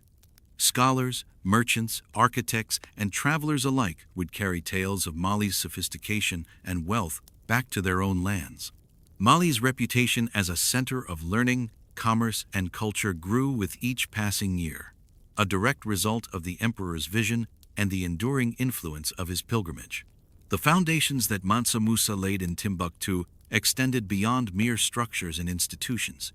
They were a deliberate crafting of Mali's intellectual and cultural identity. The emperor understood that to secure his empire's prominence and legacy, education must be central. Timbuktu, under his direction, became a city alive with the hum of learning, where scholars from distant lands converged to teach, debate, and write. He encouraged the translation of texts from Arabic into local languages, expanding the accessibility of knowledge across the empire. Manuscripts on astronomy, mathematics, medicine, history, and religious law filled the libraries, creating resources that were unparalleled in West Africa and admired across the Mediterranean world. One of Mansa Musa's most significant initiatives was the establishment of organized centers of learning that attracted students, scholars, and clerics alike. Schools emerged not only within the grand mosques but also as independent institutions, where young men and women of noble or merchant families could study a wide array of subjects. The emperor ensured that tuition, housing, and meals were provided for promising scholars, effectively creating an early form of patronage-based scholarships. By investing in intellectual talent, Musa guaranteed that Mali would produce capable administrators, judges, and diplomats who could manage the empire's far-reaching territories with wisdom and integrity. The development of Timbuktu's libraries was equally transformative. Buildings were carefully designed to store delicate manuscripts and protect them from the harsh climate. These collections became centers of knowledge, drawing scholars from across Africa, North Africa, and the Middle East. Mansa Musa's court frequently hosted intellectual debates, where scholars examined texts on jurisprudence, theology, and natural sciences. These debates were more than academic exercises. They were forums where policy, law, and religion intertwined, allowing the emperor to observe the intellectual climate of his empire and make informed decisions about governance and justice. Trade and commerce continued to flourish alongside education. Timbuktu's markets became venues where goods and ideas circulated hand in hand. Merchants returning from Cairo, Marrakech, or Fez brought not only spices, textiles, and gold, but also knowledge of foreign customs, advanced techniques, and scholarly works. Musa leveraged these connections, using trade as a vehicle for cultural exchange and diplomacy. Caravans carrying books, scientific instruments, and artistic tools became as important as those laden with gold and salt. reinforcing Mali's dual identity as a commercial powerhouse and a center of learning. Mansa Musa also recognized the strategic power of diplomacy intertwined with culture. By supporting scholars and religious leaders, he enhanced Mali's international reputation. Envoys from North African sultanates and Mediterranean kingdoms were impressed not only by the emperor's wealth, but by the intellectual and cultural sophistication they witnessed. Letters, gifts, and scholarly correspondence traveled across borders, solidifying Mali's status as a respected and influential empire. Musa's investment in knowledge and religion thus served as soft power, creating networks of influence that extended beyond Africa and into Europe and the Middle East. Religious leadership played a critical role in this cultural transformation. Imams and scholars were given autonomy to interpret Islamic law, teach, and administer justice within their communities. Religious education became intertwined with civic responsibility, producing citizens who were literate, devout, and capable of participating in governance. Public works projects often reflected religious commitment, with mosques doubling as schools and community centers. Mansa Musa's efforts ensured that faith was not only a personal guide, but a unifying force that legitimized his rule, enhanced social cohesion, and elevated Mali's prestige on a continental scale. The architectural advancements Musa championed were equally significant in shaping Mali's identity. Mosques, libraries, and educational facilities incorporated both functional design and aesthetic elegance. Mud brick structures, reinforced with timber and elaborately carved motifs, became enduring symbols of Mali's ingenuity. Courtyards, lecture halls, and prayer spaces were carefully arranged to foster both learning and reflection. These buildings were constructed to endure and to signal Mali's power, sophistication, and commitment to knowledge. They stood as testaments to a civilization that merged local craftsmanship with cosmopolitan influences, reflecting Musa's vision of an empire grounded in culture and faith. Timbuktu's transformation under Musa also catalyzed the growth of intellectual networks. Scholars traveled along trade routes, visiting cities like Gao and Jenne, sharing knowledge and establishing connections between institutions. These networks facilitated the spread of ideas, techniques, and innovations throughout the empire, enhancing administrative efficiency and social cohesion. By creating a vibrant intellectual ecosystem, Mansa Musa ensured that Mali's influence was not static but dynamic, continuously enriched by exchange, innovation, and learning. The social impact of Musa's initiatives was profound. Literacy and scholarship elevated social mobility, especially for those who could access education. Artisans and traders gained skills, knowledge, and prestige, while administrators and judges were equipped to manage the complex empire. The emperor's emphasis on education fostered loyalty and stability, as citizens recognized the benefits of knowledge, prosperity, and fair governance. By intertwining wealth, learning, and faith, Musa built an empire where power was exercised with wisdom, and prosperity was shared through opportunity and infrastructure. Cultural patronage extended to the arts as well. Poetry, music, and storytelling were encouraged, particularly the preservation of oral history. Griots chronicled the deeds of Mansa Musa, the exploits of merchants, and the history of cities and regions. This oral tradition complemented written scholarship, ensuring that Mali's heritage was preserved for both literate and non-literate communities. Artistic expression became a tool for reinforcing identity, loyalty, and shared memory, weaving a tapestry of culture that bound the empire together. Mansa Musa's strategic foresight ensured that the empire's wealth was sustainable. While gold and trade provided material resources, investment in human capital and infrastructure created resilience.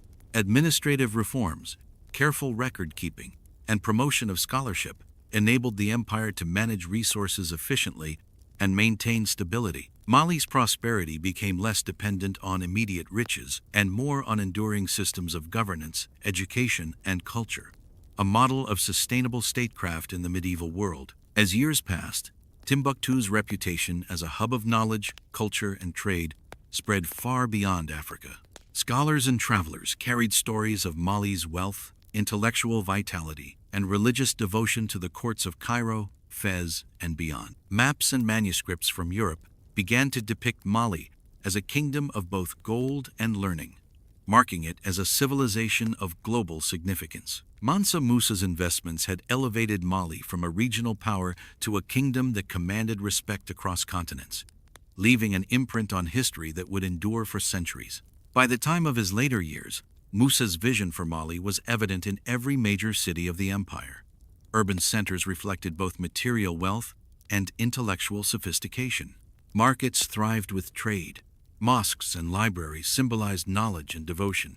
Schools trained future leaders. Roads, bridges, and wells demonstrated practical governance. Musa's legacy was not only in gold but in the enduring institutions that would preserve Mali's prosperity, faith, and learning long after his death. Through his transformative efforts, Mansa Musa had achieved a remarkable synthesis of wealth, religion, and culture. Mali was no longer merely an empire of riches, it was a civilization that demonstrated the power of knowledge, faith, and visionary leadership. The emperor's pilgrimage had brought fame, but his domestic policies ensured that Mali's influence endured, creating a kingdom that would be remembered as one of the greatest achievements of medieval Africa. And so, as Timbuktu flourished with scholars, merchants, and artisans walking its streets, the empire's golden age was secured. Mansa Musa's vision had redefined what it meant to rule, proving that true power was measured not only in gold, but in the legacy of knowledge, culture, and faith. The foundation he laid in Timbuktu would echo across centuries, inspiring generations of leaders and scholars and cementing his reputation as the richest and most visionary ruler in human history. Mansa Musa's reputation as the wealthiest man in the world had traveled far beyond the borders of Mali, long before his legendary pilgrimage to Mecca. Yet, upon his return, he realized that his empire's wealth, faith, and culture could serve a higher purpose: diplomacy. The world beyond West Africa was watching, and Musa understood that influence could extend beyond gold and armies. It could be wielded through respect, alliances, and soft power. His vision was clear. Mali would not only be known for riches, but also for strategic prominence, religious devotion, and cultural sophistication. Trade routes had always been Mali's lifeline, connecting it to North Africa, the Mediterranean, and even distant European markets. Mansa Musa strengthened these routes, ensuring safe passage for merchants and envoys alike. Gold, salt, ivory, and textiles flowed with ever-increasing efficiency, and with them traveled stories of the emperor's grandeur and governance. These caravans carried more than commodities, they carried knowledge, culture, and influence. The careful curation of these networks allowed Musa to position Mali as a central player in regional and intercontinental relations. The emperor's diplomatic efforts were multifaceted. He sent envoys laden with gifts to rulers across North Africa and the Middle East, seeking to establish goodwill, mutual recognition, and trade partnerships. Among the most notable was his interaction with the Sultan of Cairo. Letters were exchanged, and envoys traveled with lavish gifts of gold and fine fabrics. The Egyptians were astounded not only by the sheer scale of wealth, but also by the order and discipline of the Malian delegation.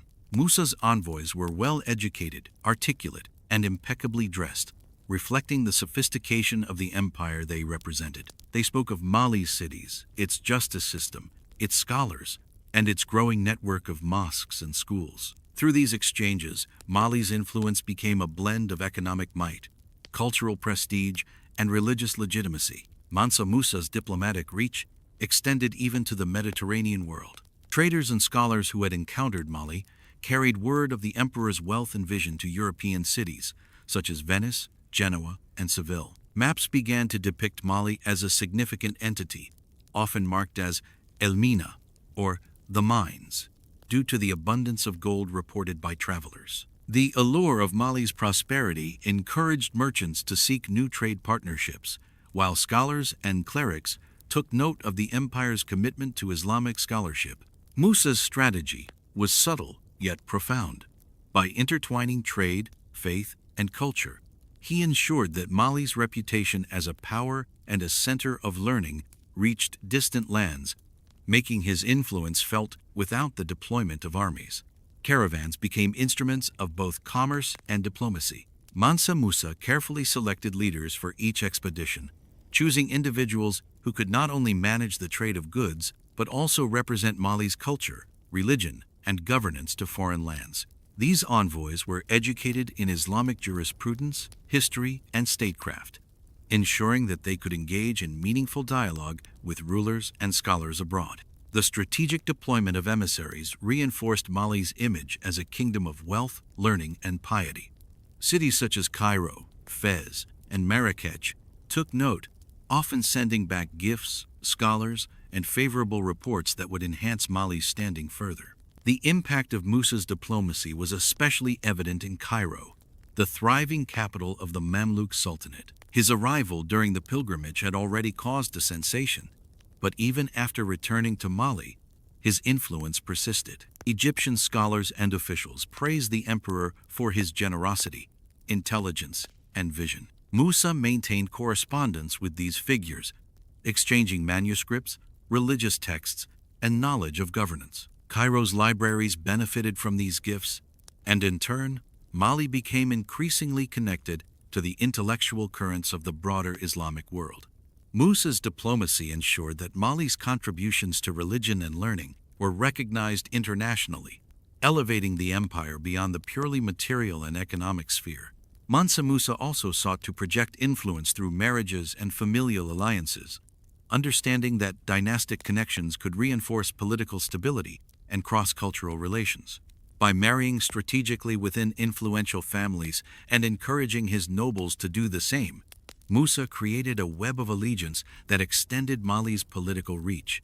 These marriages were not mere social arrangements. They were deliberate instruments of diplomacy that strengthened bonds with regional powers, ensuring Mali's security while expanding its influence.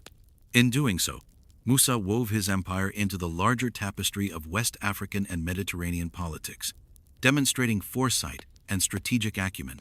Religious diplomacy played an equally significant role. As a devout Muslim ruler, Musa nurtured relationships with religious leaders in North Africa and the Middle East.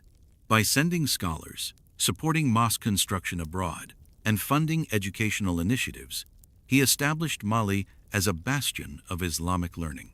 The respect garnered through these religious connections enhanced Mali's legitimacy, facilitating trade agreements and political alliances.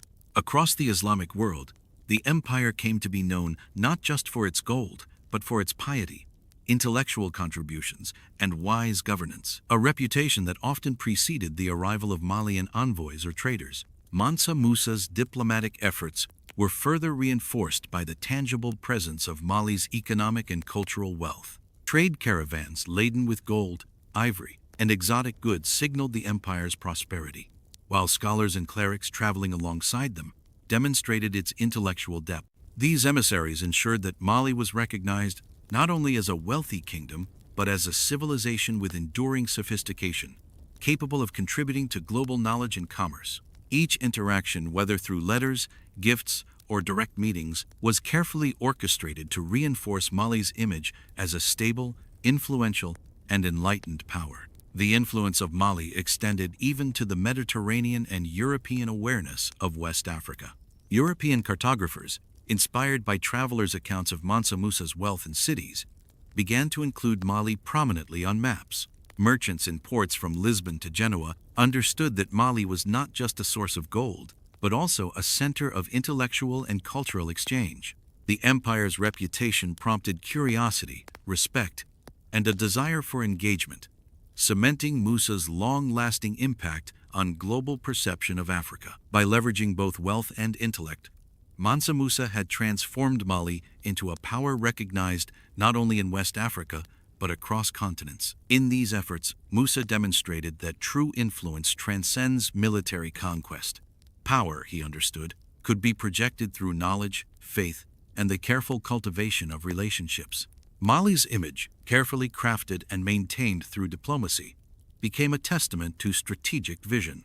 Mansa Musa had ensured that his empire would not be viewed merely as a land rich in gold, but as a civilization capable of shaping political, religious, and intellectual currents across continents. His foresight in diplomacy reinforced Mali's long-term stability and set a precedent for rulers who sought influence through respect, intelligence, and generosity rather than force alone. By the time Mansa Musa reached the height of his diplomatic engagement, Mali had become an empire whose reputation stretched across the known world. Envoys from distant lands arrived, seeking alliance, trade, and knowledge. Scholars traveled to study. Merchants sought to engage in commerce, and religious leaders acknowledged Mali's piety and influence. Through a combination of wealth, education, and strategic diplomacy, Musa had positioned his empire at the center of a vast network of cultural, economic, and political relations. An extraordinary achievement that underscored his genius as both a ruler and a statesman. Beyond the grand gestures of gold and lavish gifts, Mansa Musa understood that influence depended upon subtlety, perception, and sustained engagement. His correspondence with distant rulers was deliberate, precise, and strategically timed. Letters sent from Mali were crafted to communicate more than wealth. They conveyed stability, authority, and wisdom. Musa personally oversaw the selection of envoys, ensuring they could engage in political discourse, navigate courtly expectations, and present Mali as a kingdom deserving of respect and collaboration. Through these carefully orchestrated channels, Musa's empire became both visible and formidable in regions that had once perceived West Africa as remote or peripheral. One of the most consequential aspects of Musa's diplomacy was the empire's growing presence in the Mediterranean trade and intellectual networks. Egyptian and North African cities, already thriving hubs of commerce and scholarship, became crucial partners for Mali. Merchants in Cairo marveled at Malian gold and the precision of its trade systems. Scholars in Fez and Marrakech took note of Mali's religious and educational institutions, eager to share knowledge and strengthen scholarly exchange. By maintaining a constant flow of communication, Mansa Musa ensured that Mali was woven into these critical networks, enhancing both its economic position and its cultural prestige.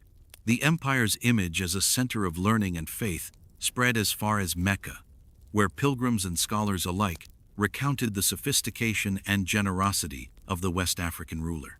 Trade partnerships were often formalized with reciprocal gifts and agreements that underscored mutual respect.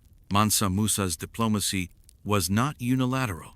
He understood that sustainable influence required give and take. Gold, textiles, and ivory were exchanged for spices, manuscripts, and technical expertise.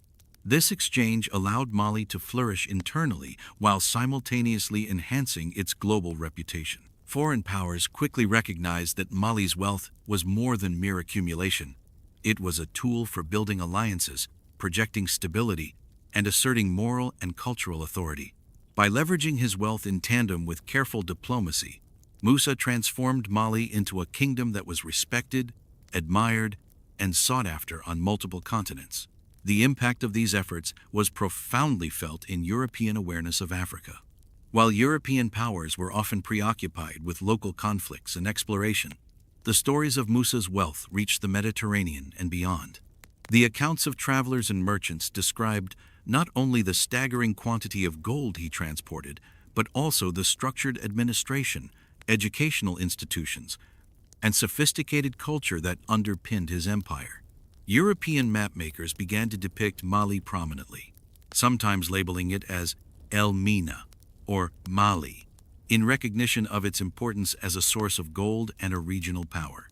Musa's influence, therefore, extended even to shaping European perceptions of West Africa, long before the age of widespread exploration and colonization. Mansa Musa's use of religion as a diplomatic tool also strengthened Mali's international position. The emperor cultivated ties with Islamic scholars, jurists, and leaders across North Africa and the Arabian Peninsula. By sending envoys and scholarly works to religious centers, he secured recognition of Mali's legitimacy and moral authority. Scholars returning from Mali brought tales of mosques, educational institutions, and charitable works funded by the emperor, further enhancing Mali's prestige in the broader Islamic world. Through these religious and cultural connections, Mali was perceived not only as wealthy but as righteous, sophisticated, and central to the Islamic intellectual sphere. Strategic marriages and dynastic alliances further amplified Mali's diplomatic reach. Mansa Musa arranged marriages among his family and key regional rulers, creating networks of loyalty and influence that extended Mali's political presence without the need for conquest. These alliances secured borders, encouraged cooperative trade, and cemented mutual recognition among ruling elites. By intertwining familial connections with economic and religious diplomacy, Musa created a durable framework of influence that would endure well beyond his own reign, ensuring Mali's prominence across multiple generations. The sophistication of Musa's diplomatic strategies was evident in his understanding of perception and prestige. He knew that appearances mattered. The grandeur of his court, the careful composition of trade delegations, the presentation of gifts and manuscripts all contributed to a narrative of Mali as both powerful and wise. Every envoy sent from Mali embodied the empire's values and intentions, ensuring that each interaction reinforced the kingdom's image. Even distant powers, encountering Mali through reports rather than direct contact, could recognize the deliberate cultivation of influence. Musa's use of optics, reputation, and ceremony was as strategic as his use of wealth and military power. Mali's interactions with North African states were particularly significant. The empire established enduring trade relationships with Egypt, Tunis, and Morocco, exchanging gold for salt, luxury goods, and knowledge. Scholars traveled between Mali and these regions, enhancing educational and religious ties. Correspondence and delegations created a feedback loop of mutual respect, ensuring that Mali's reputation remained elevated. Over time, this diplomatic web allowed the empire to participate actively in regional politics without resorting to military intervention. Musa demonstrated that influence could be maintained and expanded through reputation, negotiation, and the cultivation of relationships. Mansa Musa's diplomacy was not without challenges. Envoys could be delayed, political alliances could shift, and economic fluctuations could strain relations. Yet, the emperor's meticulous planning, personal attention to envoys and correspondence, and emphasis on shared cultural and religious values allowed Mali to navigate these complexities effectively. His approach emphasized continuity and consistency. Mali's policies, practices, and image were deliberately maintained to inspire confidence and respect across borders. Through this combination of foresight, strategy, and personal engagement, Musa ensured that his empire's influence remained resilient and far-reaching. The long-term consequences of Mansa Musa's diplomacy became evident in the years following his pilgrimage. Mali's reputation as a wealthy, stable, and intellectually vibrant empire attracted scholars, merchants, and travelers from across Africa, the Middle East, and Europe. Cities such as Timbuktu and Jenne emerged as centers of learning, commerce, and diplomacy, supported by the global recognition Musa had fostered. Mali's diplomatic and cultural investments created a legacy that would persist for generations, ensuring that the empire remained influential long after the emperor himself had passed.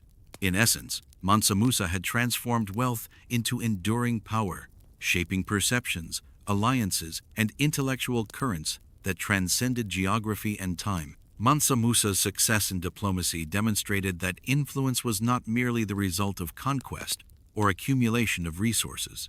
By leveraging wealth, faith, knowledge, and strategic engagement, he crafted a network of relationships that extended across continents. Mali became a kingdom known not only for gold, but for education, justice, and leadership. Envoys, letters, gifts, and alliances all contributed to a coherent strategy that enhanced Mali's visibility, respect, and influence. Musa's approach exemplified the power of vision, foresight, and disciplined execution, showing that a ruler's legacy could be cemented as much through diplomacy as through force or material wealth. By the end of his reign, Mansa Musa had established Mali as a preeminent power, not solely because of its riches, but because of the empire's sustained, deliberate engagement with the wider world. His diplomacy set the stage for Mali's continued prosperity and its enduring place in history. Through skillful correspondence, well-selected envoys, strategic marriages, religious engagement, and meticulous management of perception, Musa had created an empire whose influence transcended its borders and whose reputation would resonate for centuries. His understanding of the world and his ability to navigate its complexities demonstrated that true power is a combination of wealth, intellect, faith, and vision, an achievement that few rulers in history could match. Mansa Musa's wealth was not merely the accumulation of gold.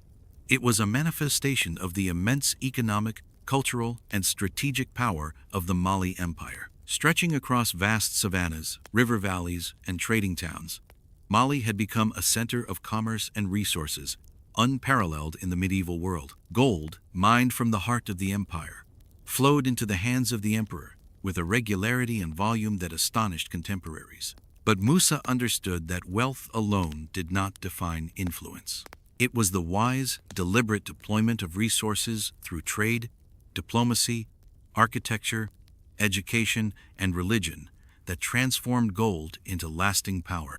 The gold of Mali was legendary, both for its quantity and its quality. Caravans laden with this precious metal traveled along the Niger River and across the Sahel, connecting Mali to distant markets in North Africa and beyond. Salt, equally essential, moved in the opposite direction, linking the deserts of the north to the fertile lands of the south.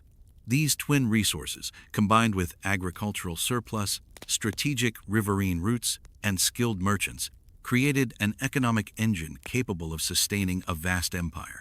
Musa's wealth was a product not only of natural resources, but also of meticulous administration, trade regulation, and taxation systems that ensured both prosperity and social stability. The emperor's palace in Niani, the heart of Mali's political and economic power, reflected his extraordinary resources. Constructed with care, adorned with intricate decorations, and fortified for security, it was both a seat of governance and a symbol of Mali's grandeur. Within its walls, Mansa Musa held audiences with local and foreign dignitaries, collected tribute from subordinate rulers, and coordinated military and economic policies. Gold, dust, and bullion passed through the palace treasury with regularity, meticulously recorded and allocated according to strategic priorities. Yet Musa did not hoard wealth for display alone. He understood its role in maintaining loyalty, supporting state functions, and projecting Mali's status across continents. The empire's cities, particularly Timbuktu, Gao, and Jenne, were living demonstrations of wealth in action.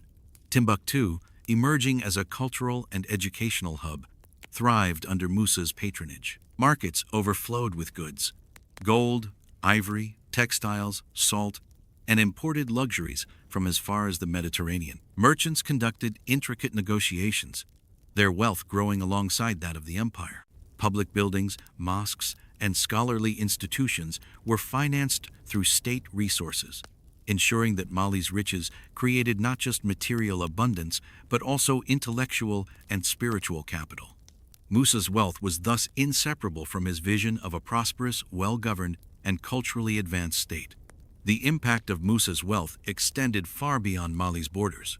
His pilgrimage to Mecca in 1324 had introduced the world to the scale of his resources, as caravans stretched for miles, bearing gold, slaves, and gifts that astonished observers in North Africa and the Middle East. Cities along the route experienced temporary economic fluctuations from the sudden influx of gold, illustrating both the magnitude of Musa's riches and their potential influence on distant economies. Reports of his generosity traveled quickly, enhancing Mali's reputation as a kingdom not only rich in material terms, but also capable of projecting its power and prestige across continents. Within Mali, Musa's wealth facilitated social stability and the consolidation of authority. By distributing gold to loyal subjects, funding construction projects, and supporting scholars, he strengthened the loyalty of his people and reinforced the legitimacy of his rule. Generosity was a tool of governance as much as a reflection of piety. By channeling resources into visible acts of charity, Musa established a reciprocal relationship between ruler and subjects. Wealth became a means of cultivating respect, gratitude, and loyalty, ensuring that Mali remained cohesive and resilient despite the challenges of governing a vast, diverse empire. Mansa Musa's wealth also enabled significant investment in infrastructure. Roads connecting trade centers, storage facilities for gold and salt, bridges, and marketplaces facilitated commerce and strengthened the empire's internal cohesion. Administrative centers, staffed with scribes and tax collectors, ensured that resources were allocated efficiently, providing stability even in remote regions. This combination of physical infrastructure and economic oversight amplified the reach and durability of Mali's prosperity. Wealth, in Musa's hands, was a tool to reinforce governance, enhance mobility, and expand the empire's influence. The emperor's personal lifestyle reflected his status without descending into mere ostentation. Lavish clothing, adorned with gold embroidery and fine textiles, signaled authority and taste. Ceremonial events, festivals, and state rituals showcased Mali's wealth while reinforcing the hierarchy and stability of governance. Musa's court included advisors, scholars, and artisans, creating an environment in which expertise and creativity were nurtured alongside material splendor. Every act, from the distribution of gold to the commissioning of manuscripts, was carefully calibrated to reinforce the emperor's authority, the cohesion of the empire, and Mali's international standing. Gold, however, was more than an economic resource.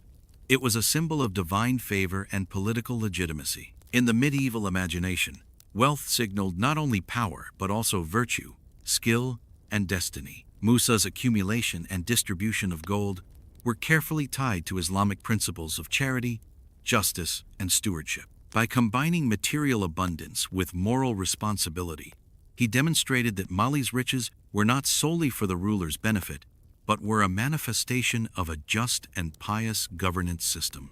Wealth became a means of communicating ethical authority, reinforcing both internal and external perceptions of Mali's power. Mali's influence through wealth extended to military and security considerations as well.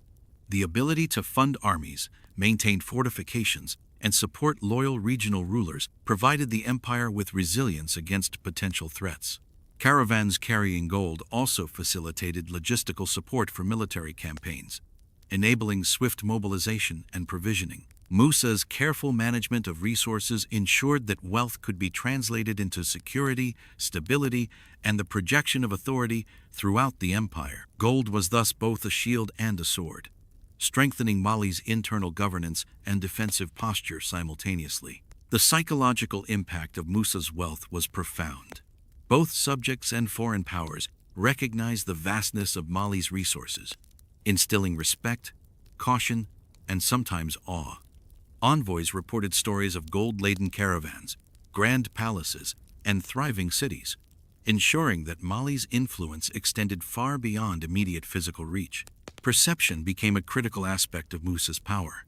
The world came to understand that Mali was not just wealthy, but capable of wielding that wealth strategically, ethically, and effectively. Reputation, carefully managed through the visible and invisible deployment of resources, became as valuable as the gold itself. By the end of his reign, Mansa Musa's wealth had transformed Mali into a global reference point for economic and cultural power. The empire's prosperity enabled him to pursue education, religion, diplomacy, and urban development with unprecedented freedom. Trade networks were strengthened, cities flourished, and Mali's name became synonymous with both wealth and sophistication.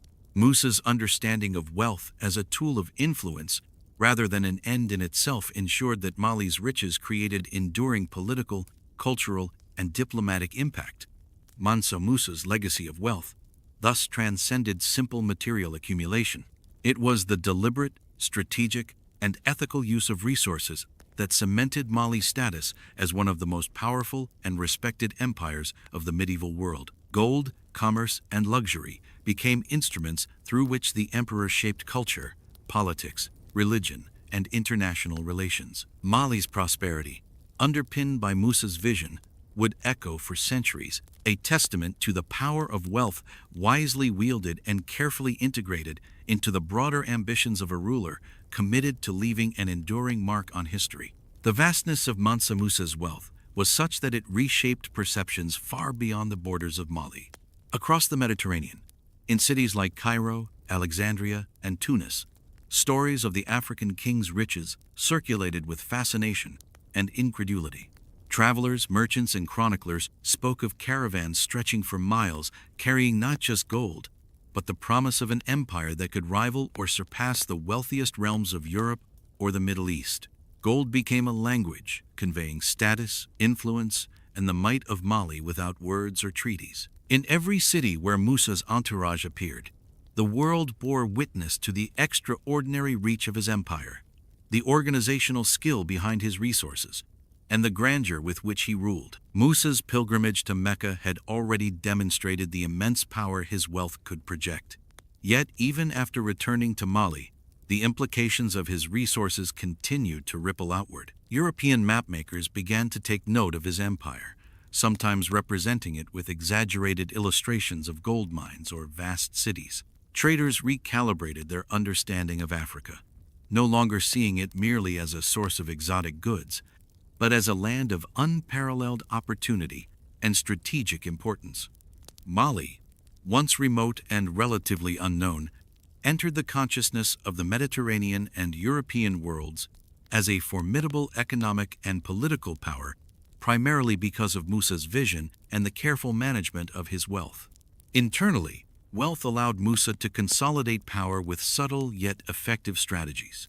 Through gifts to nobles and key advisors, he fostered loyalty and ensured the smooth functioning of governance across a territory that spanned deserts, rivers, and dense savannas. Wealth was not concentrated only in the royal treasury. It circulated strategically, reinforcing social bonds, incentivizing compliance, and demonstrating the benefits of allegiance. Every gold coin distributed or invested in public works became a tangible symbol of the emperor's reach, magnifying the perception of his authority, and ensuring that his subjects saw themselves as participants in Mali's grandeur rather than merely witnesses to it. Mansa Musa's wealth also enabled him to invest in the arts and education, leaving an imprint that went far beyond material abundance. Libraries filled with manuscripts, centers of learning, and schools flourished under his patronage, particularly in Timbuktu and Jenne. Scholars from across Africa and the Islamic world were drawn to Mali, eager to participate in a society where intellectual achievement was valued and well supported. Gold financed not just the physical infrastructure of buildings and cities, but the human infrastructure of knowledge, creativity, and faith. The emperor's riches became a conduit for cultural transformation, demonstrating that wealth wielded thoughtfully could shape the mind as powerfully as it did the body or the economy. Trade, both within Mali and beyond, was revolutionized by Musa's economic influence. Caravans carrying gold, salt, ivory, and other commodities strengthened internal cohesion while forging connections with distant kingdoms. These exchanges were not merely transactional. They were also political and symbolic. Merchants understood that Mali's economy was robust, reliable, and abundant, encouraging long-term investment and cooperation. Neighboring states and distant powers recalculated their relationships with Mali, recognizing that the empire's wealth translated into both strategic advantage and diplomatic leverage. Mansa Musa's ability to channel wealth into influence extended Mali's reach far beyond what military might alone could achieve. The psychological power of wealth was evident in how neighboring regions and trading partners perceived Mali. Stories of Musa's generosity and opulent displays created an aura of invincibility around the empire. Cities like Cairo saw gold distributed among the poor, local markets inundated with coin, and the emperor's name circulating as both a benefactor and a sovereign of extraordinary means. European travelers returning home carried tales that painted Mali as a land of limitless prosperity, igniting curiosity, envy, and fascination. Musa's economic footprint thus became a form of soft power, shaping attitudes, alliances, and perceptions without the need for formal treaties or military campaigns. Even within the empire, wealth enabled Musa to undertake strategic projects that reinforced Mali's structural stability. Roads linking major cities, fortified granaries, and administrative centers were funded by state resources, ensuring that trade could flow freely and governance remained effective across vast distances. Gold, salt, and other resources were managed meticulously to prevent scarcity, inflation, or social unrest. The careful balance of circulation and accumulation, distribution and preservation, turned Musa's wealth into a self-reinforcing system. Prosperity fueled stability. Stability ensured prosperity, and both magnified the empire's prestige. Musa's influence extended into international diplomacy, further magnifying the significance of his wealth. Envoys from North Africa, the Middle East, and Europe came to Mali, seeking trade, alliance, or knowledge. Letters and gifts exchanged with foreign rulers carried both material and symbolic weight, signaling Mali's capacity to contribute meaningfully to international relations. Through wealth, Musa demonstrated that power could be wielded through generosity and strategic allocation rather than coercion alone. Mali's reputation as a kingdom of opulence and fairness facilitated negotiations, ensured the respect of neighbors, and allowed the empire to maintain autonomy in an era where conquest and subjugation were common. The sheer scale of Mansa Musa's wealth also had unintended but profound economic consequences. Cities along his pilgrimage route experienced inflation as gold flooded local markets, demonstrating the empire's potential to influence distant economies. Yet this was a calculated display of power, not mere excess. Musa's generosity and circulation of wealth were deliberate acts of statecraft, signaling the empire's abundance and reinforcing Mali's international standing. The stories of gold, carried by traders and chroniclers, contributed to an enduring legend, that of the richest individual the world had ever known, whose wealth commanded awe, respect, and strategic influence. Beyond the tangible aspects of gold and resources, Musa's wealth was a testament to his foresight and management. It reflected an understanding of the interconnectedness of commerce, governance, religion, and culture.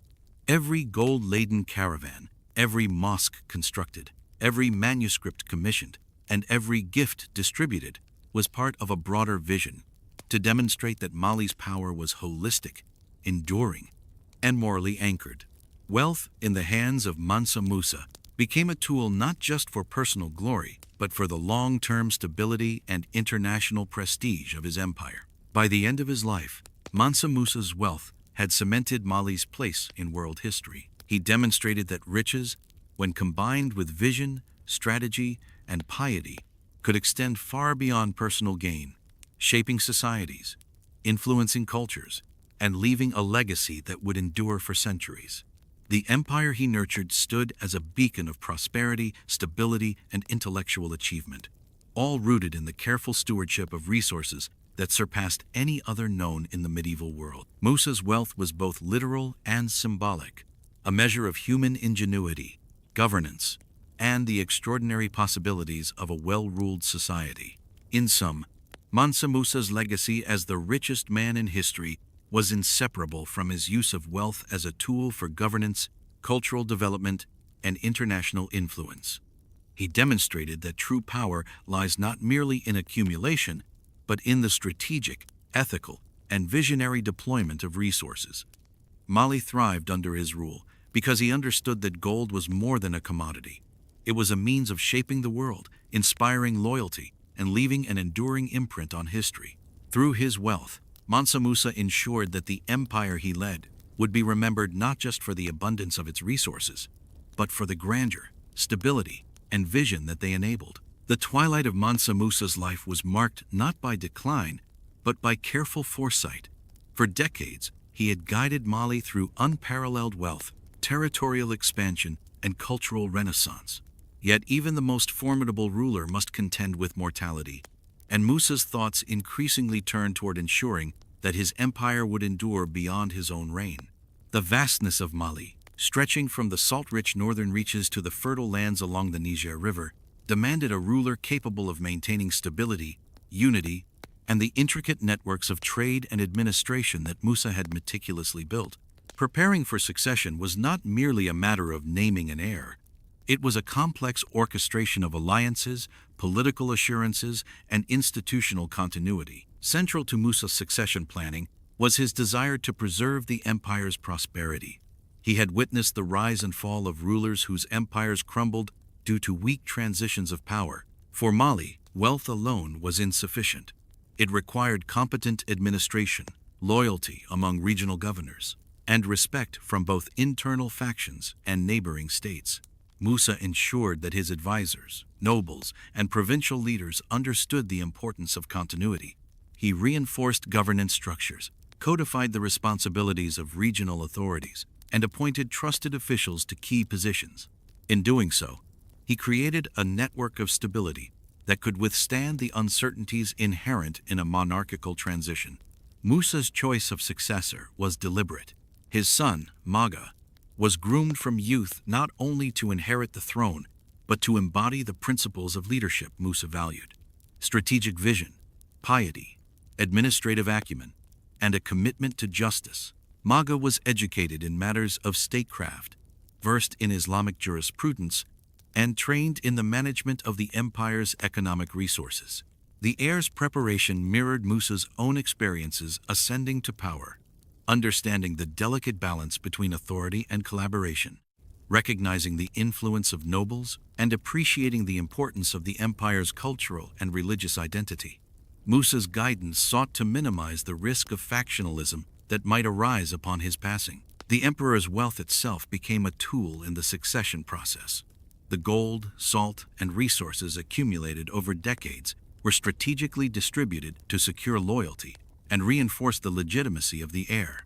Governors and influential families received gifts and assurances, ensuring that any challenge to the throne would be met with collective recognition of the new ruler's authority. The circulation of wealth, carefully managed by Musa, demonstrated that Mali's prosperity was continuous and not tied solely to the person of the emperor. By intertwining the empire's economic stability with political loyalty, Musa laid the foundation for a smooth transition. Religious and cultural institutions also played a crucial role in succession planning. Musa had invested heavily in mosques, educational centers, and libraries throughout Mali. These centers of learning and faith reinforced the moral and spiritual legitimacy of the ruling dynasty. Scholars, judges, and clerics were positioned as advisors to the heir, ensuring that governance was guided by both wisdom and law. By embedding the next generation of leaders within a framework of intellectual and religious authority, Musa created multiple layers of stability. The empire's continuity depended not only on political loyalty but also on a shared understanding of moral and cultural values that transcended individual rulers. Mansa Musa was aware of external perceptions as well. Mali's reputation across the Mediterranean and within the Islamic world had been carefully cultivated through diplomacy, trade, and pilgrimage. A smooth succession was essential to maintain international confidence in Mali's stability. Envoys, traders, and neighboring rulers needed to recognize the legitimacy of the new emperor to continue the flow of commerce and diplomatic relations. Musa communicated clearly through emissaries, letters, and ceremonial acts, signaling to both internal and external audiences that the transition would uphold Mali's prestige and continuity. The emperor understood that wealth and military might could secure power temporarily, but lasting influence required the recognition of both allies and rivals. Despite these preparations, Musa was not blind to potential threats. Succession, even under the most careful planning, could invite challenges from ambitious nobles, rival claimants, or regional governors tempted to assert independence. Musa's strategy combined foresight with pragmatism. By distributing wealth, securing alliances, reinforcing religious and legal structures, and mentoring his son, he minimized the likelihood of conflict. The careful orchestration of succession reflected not only his understanding of power, but also his awareness of human ambition and the fragility of dynastic authority. Each decision was made with the knowledge that the survival of Mali depended on the integrity of its institutions as much as on the abilities of its ruler. Musa's final years were also a period of reflection. Having witnessed the transformative power of wealth, diplomacy, and culture, he considered the legacy he would leave behind. The infrastructure of Mali roads, mosques, libraries, trading centers was intended not just for immediate utility, but as a testament to the enduring strength of the empire. Every act of generosity, every investment in education, and every strategic alliance was part of a broader vision to ensure that Mali would remain a beacon of prosperity and influence long after his passing. Musa's awareness of mortality did not weaken his resolve. Rather, it sharpened his focus on preserving the empire's achievements and ensuring that future generations could build upon them. In addition to institutional preparation, Musa sought to cultivate a sense of legitimacy and reverence for the ruling family among the populace. Through public acts of charity, religious observance, and ceremonial appearances, he reinforced the connection between the emperor and the welfare of the people. These actions were not merely symbolic. They served to legitimize the transfer of power, ensuring that Maga would inherit not only authority, but also the respect and trust of Mali's citizens. The careful combination of wealth, religion, culture, and administration formed a comprehensive approach to succession that few rulers in history had managed with such sophistication. Musa's final advisory councils were dominated by questions of continuity: how to maintain trade networks, ensure loyalty among governors, protect the integrity of the legal system, and safeguard the cultural achievements that had flourished under his reign. Each decision reflected a profound understanding of the interconnectedness of power, wealth, faith, and knowledge. In preparing for succession, Musa ensured that Mali's prosperity would not be ephemeral. It would be institutionalized, embedded in the structures, practices, and traditions of the empire. As the years advanced, Musa's health began to decline, yet his influence remained absolute. The preparation of his successor, the careful distribution of wealth, and the reinforcement of political, cultural, and religious structures had created a resilient framework for governance. Even in the face of mortality, Musa's foresight allowed him to act decisively, ensuring that Mali would endure. By the time of his passing, the foundations for continuity were firmly in place, and the empire was poised to navigate the transition without descending into chaos or fragmentation. The narrative of Mansa Musa's life, wealth, and governance culminates in the careful orchestration of succession. His approach combined strategic foresight, economic management, political alliances, and cultural investment, creating a legacy that extended far beyond his individual achievements. Musa's understanding of power was holistic. He recognized that wealth alone could not sustain an empire, but when combined with effective governance, education, faith, and diplomacy, it could produce stability, prestige, and enduring influence. The preparations he made for his death ensured that Mali would remain a dominant force in West Africa, continuing to inspire awe, respect, and emulation for generations to come. The day eventually came when Mansa Musa, the richest ruler the world had ever seen, drew his final breath. His passing was met with mourning across the Mali Empire. Yet it was not a moment of chaos, but a carefully managed transition. The structures he had put in place ensured that grief did not give way to disorder. Nobles, governors, and religious leaders assembled to honor their late sovereign, performing rites that underscored both respect for the man and recognition of the unbroken continuity of the imperial office. The spectacle of mourning itself reinforced the legitimacy of his successor, reminding everyone that the throne, the empire, and its institutions were larger than any one individual. No matter how extraordinary, Maga, his son and designated heir, ascended to the throne amidst both solemnity and celebration. His authority was immediately recognized by Mali's leading officials, and there was a conscious effort to present a seamless transfer of power. The young emperor was already well prepared, schooled in the intricacies of governance, familiar with the empire's vast network of trade routes, and supported by experienced advisors who had served under his father. The continuity of leadership reassured not only the elite but also the merchants, artisans, and citizens whose lives were intertwined with the stability of the empire. The transition demonstrated that Mansa Musa's vision of a resilient, enduring Mali had succeeded, at least in its immediate aftermath. One of the first challenges Maga faced was maintaining the economic equilibrium that his father had established. The gold that had so famously flowed through markets from Timbuktu to Cairo remained a powerful tool, yet it required careful management to avoid inflation, currency devaluation, or jealousy among regional powers. Maga's advisors continued the practices instituted by Musa. Gold reserves were allocated strategically, trade agreements were honored, and taxes were collected efficiently. The empire's reputation for wealth and prosperity, which had drawn merchants and envoys from across the Mediterranean and the Islamic world, remained intact. The image of Mali, as a land of abundance, continued to captivate distant kingdoms and merchants, reinforcing the empire's influence beyond Africa. Religious authority also played a critical role in consolidating Maga's rule. Islamic scholars, judges, and clerics who had advised Mansa Musa now lent their guidance and endorsement to the new emperor. This continuity of spiritual and legal counsel reinforced the perception that leadership was legitimate, divinely sanctioned, and aligned with the principles that had underpinned Mali's stability.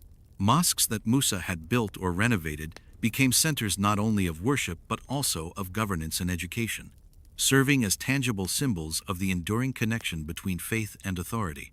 Through these institutions, Maga was able to command both reverence and obedience, bridging the personal charisma of his father with the institutional strength of the state. The first years of Maga's reign were a testament to the effectiveness of his father's succession planning. Mali's administrative machinery continued to operate smoothly.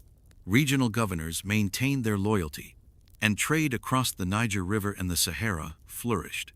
The empire's internal cohesion was further strengthened by a deliberate emphasis on public appearances and ceremonial acts. Maga presided over markets, festivals, and religious gatherings, demonstrating continuity, competence, and the benevolence that had characterized his father's rule. These acts reassured the populace that the empire's prosperity was not tied solely to Musa, but to the enduring structures of governance and the legitimacy of his successor. Mansa Musa's death also reverberated beyond the borders of Mali. Correspondences with foreign powers, reports from envoys, and news that had traveled to Cairo, Timbuktu, and even the Mediterranean courts highlighted the empire's ability to maintain stability, despite the passing of its most iconic ruler. European cartographers and chroniclers continued to depict Mali as a land of extraordinary wealth, its empire marked by strategic governance and cultural sophistication. The continuity of leadership under Maga preserved not only the empire's internal cohesion but also its external prestige. Mali's reputation as a powerful, organized, and prosperous kingdom endured, ensuring that trade and diplomatic relations remained active and mutually beneficial. Yet, even with careful planning, challenges emerged.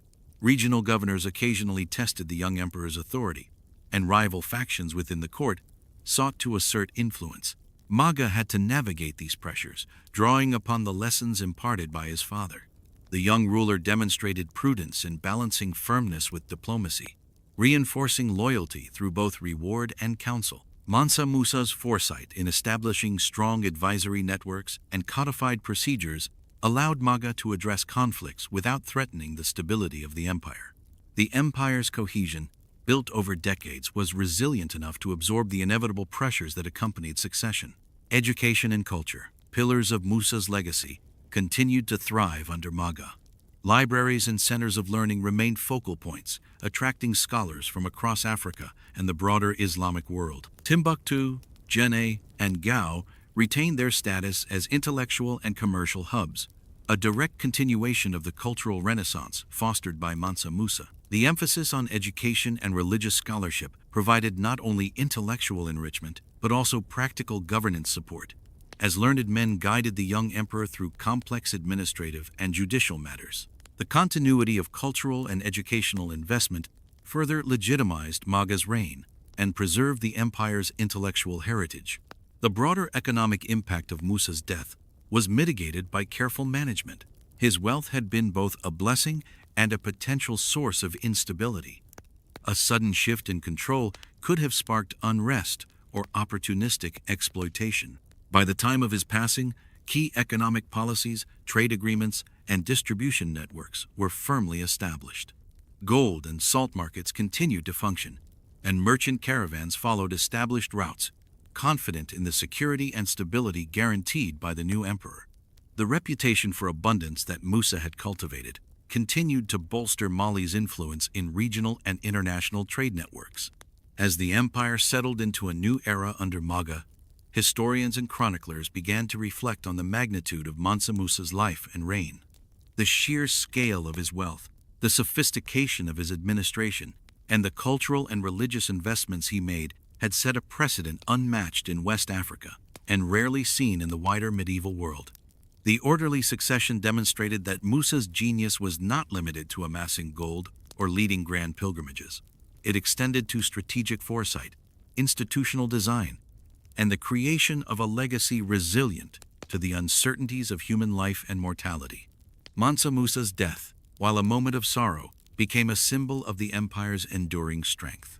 It underscored the lesson that true power does not lie solely in personal grandeur, but in the ability to create systems, institutions, and practices that outlast an individual. His meticulous succession planning, the education of his heir, and the cultivation of political, religious, and economic structures ensured that Mali remained a beacon of wealth, learning, and stability long after the emperor himself had passed from the world. The empire he left behind was not merely a testament to his personal fortune, but to a vision of governance that harmonized wealth, faith, knowledge, and diplomacy. In the end, Maga's assumption of power affirmed that the Mali Empire was greater than any single ruler, yet inseparable from the vision of Mansa Musa. The foundations laid during Musa's life allowed Mali to flourish for decades, inspiring awe across continents and enduring in historical memory as one of the richest and most sophisticated states of its time. Through careful preparation, judicious governance, and strategic foresight, Musa ensured that his empire would not collapse with his death, but instead continue to shine as a testament to the power of vision, leadership, and enduring legacy. Mansa Musa's life left an indelible mark on the world, a testament to wealth, vision, and leadership that transcended the boundaries of his own empire. Even after his passing, the memory of his reign resonated across continents, shaping perceptions of Africa, trade, and the power of strategic governance. Mali, under Musa, had become more than a kingdom. It was a symbol of what meticulous planning, devotion, and ambition could achieve. Its prosperity and influence were not merely the result of gold mines and trade networks, but of a carefully cultivated system of governance, cultural investment, and diplomacy. Timbuktu, Djenné, and Gao, the jewels of the Mali Empire, continued to flourish as centers of commerce, religion, and learning. Scholars traveled from distant lands to study in their libraries, which were stocked with manuscripts that encompassed theology, mathematics, astronomy, and history. The construction of mosques and educational institutions under Musa's reign had created hubs of intellectual activity that extended Mali's influence far beyond the Niger River. This emphasis on knowledge ensured that his empire would be remembered not only for its material wealth, but for its contributions to the advancement of human understanding. The cultural and educational legacy left behind became a foundation for the intellectual vitality of West Africa for generations.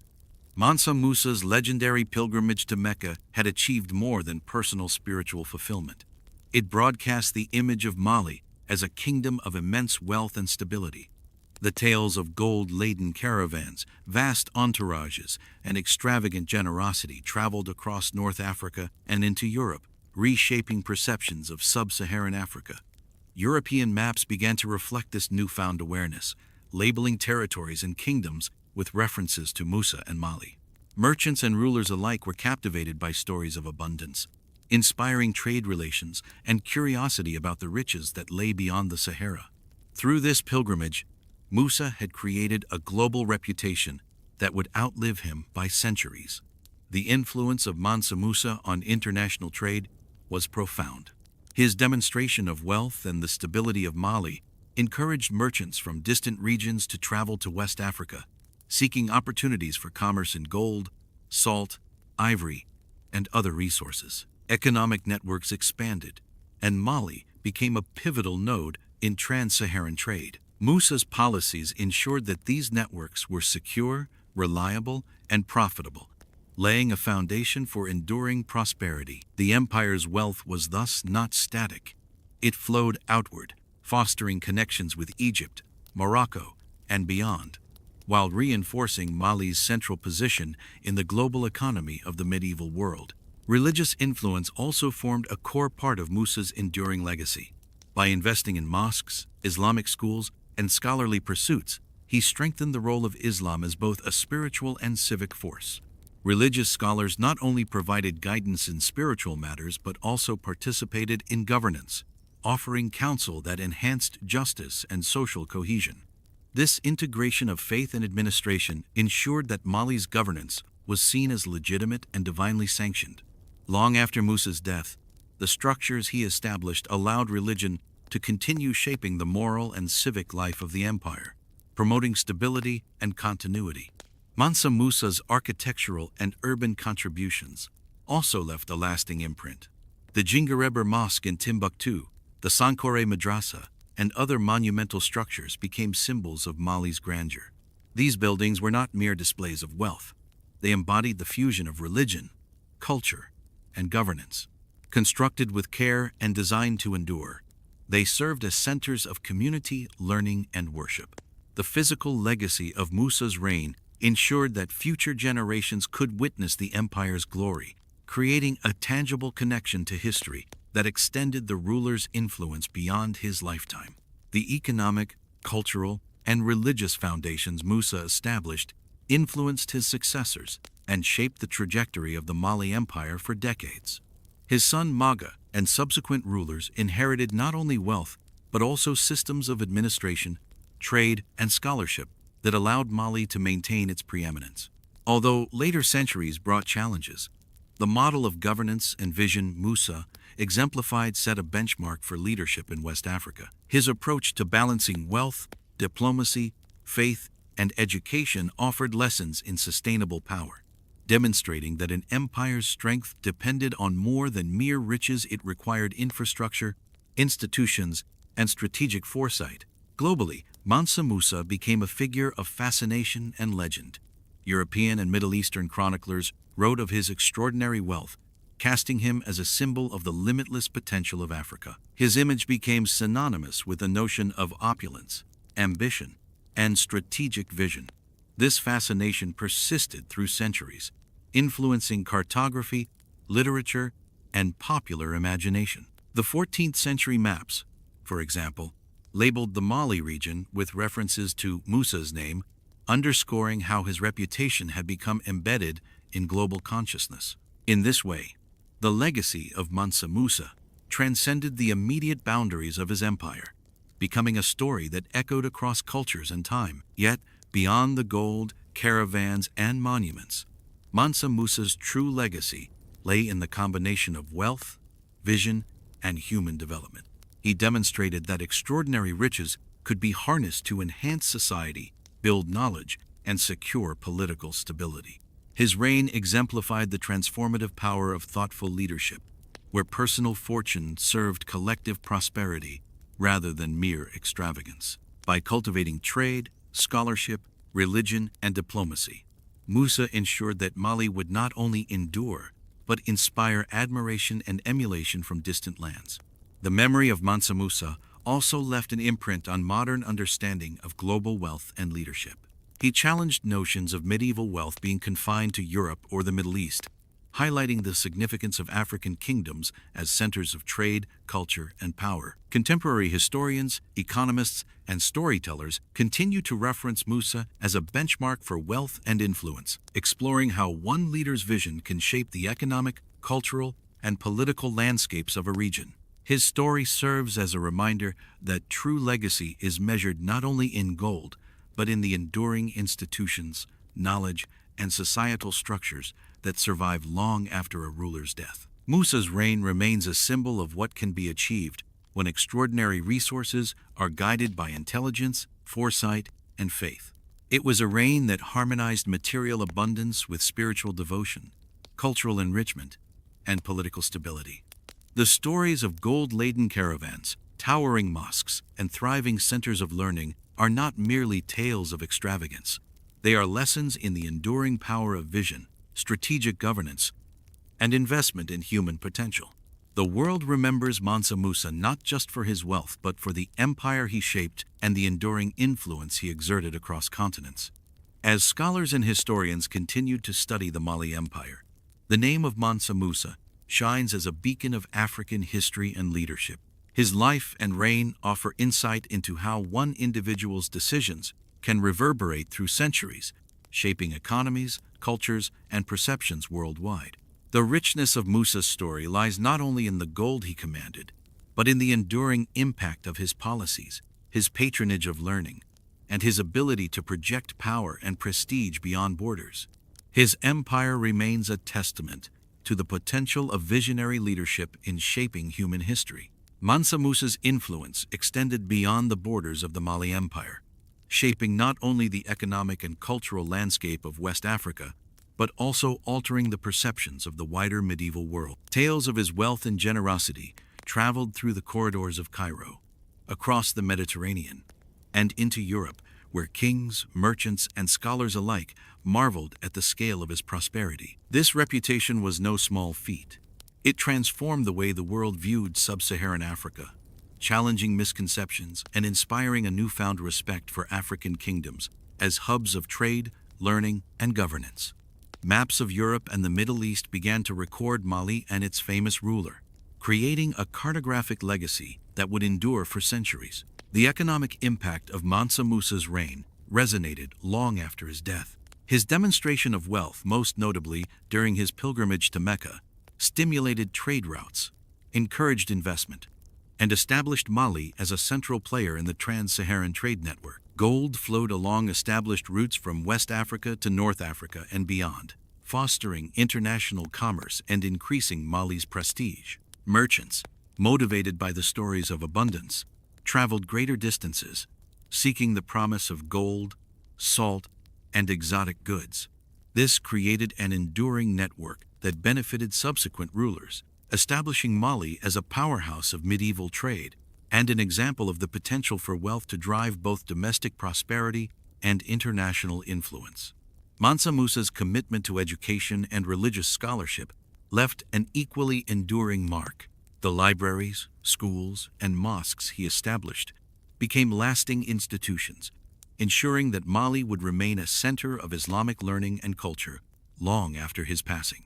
Scholars trained under his patronage traveled to distant lands, spreading knowledge and contributing to the global intellectual exchange of the medieval period. Timbuktu, once a remote city along the Niger River, rose to prominence as a beacon of learning, its reputation rivaling that of the most renowned centers of scholarship in the Islamic world. Through this, Mansa Musa's vision of integrating faith, knowledge, and governance was immortalized, shaping the intellectual landscape of Africa for generations. Politically, Musa's governance demonstrated the power of strategic leadership and planning. His careful management of Mali's resources, his delegation of authority to trusted officials, and his balancing of traditional leadership structures with Islamic principles created a model of stable administration. This stability allowed Mali to thrive amidst a complex web of neighboring states, rivalries, and economic competition. Even after his death, the systems he established provided continuity,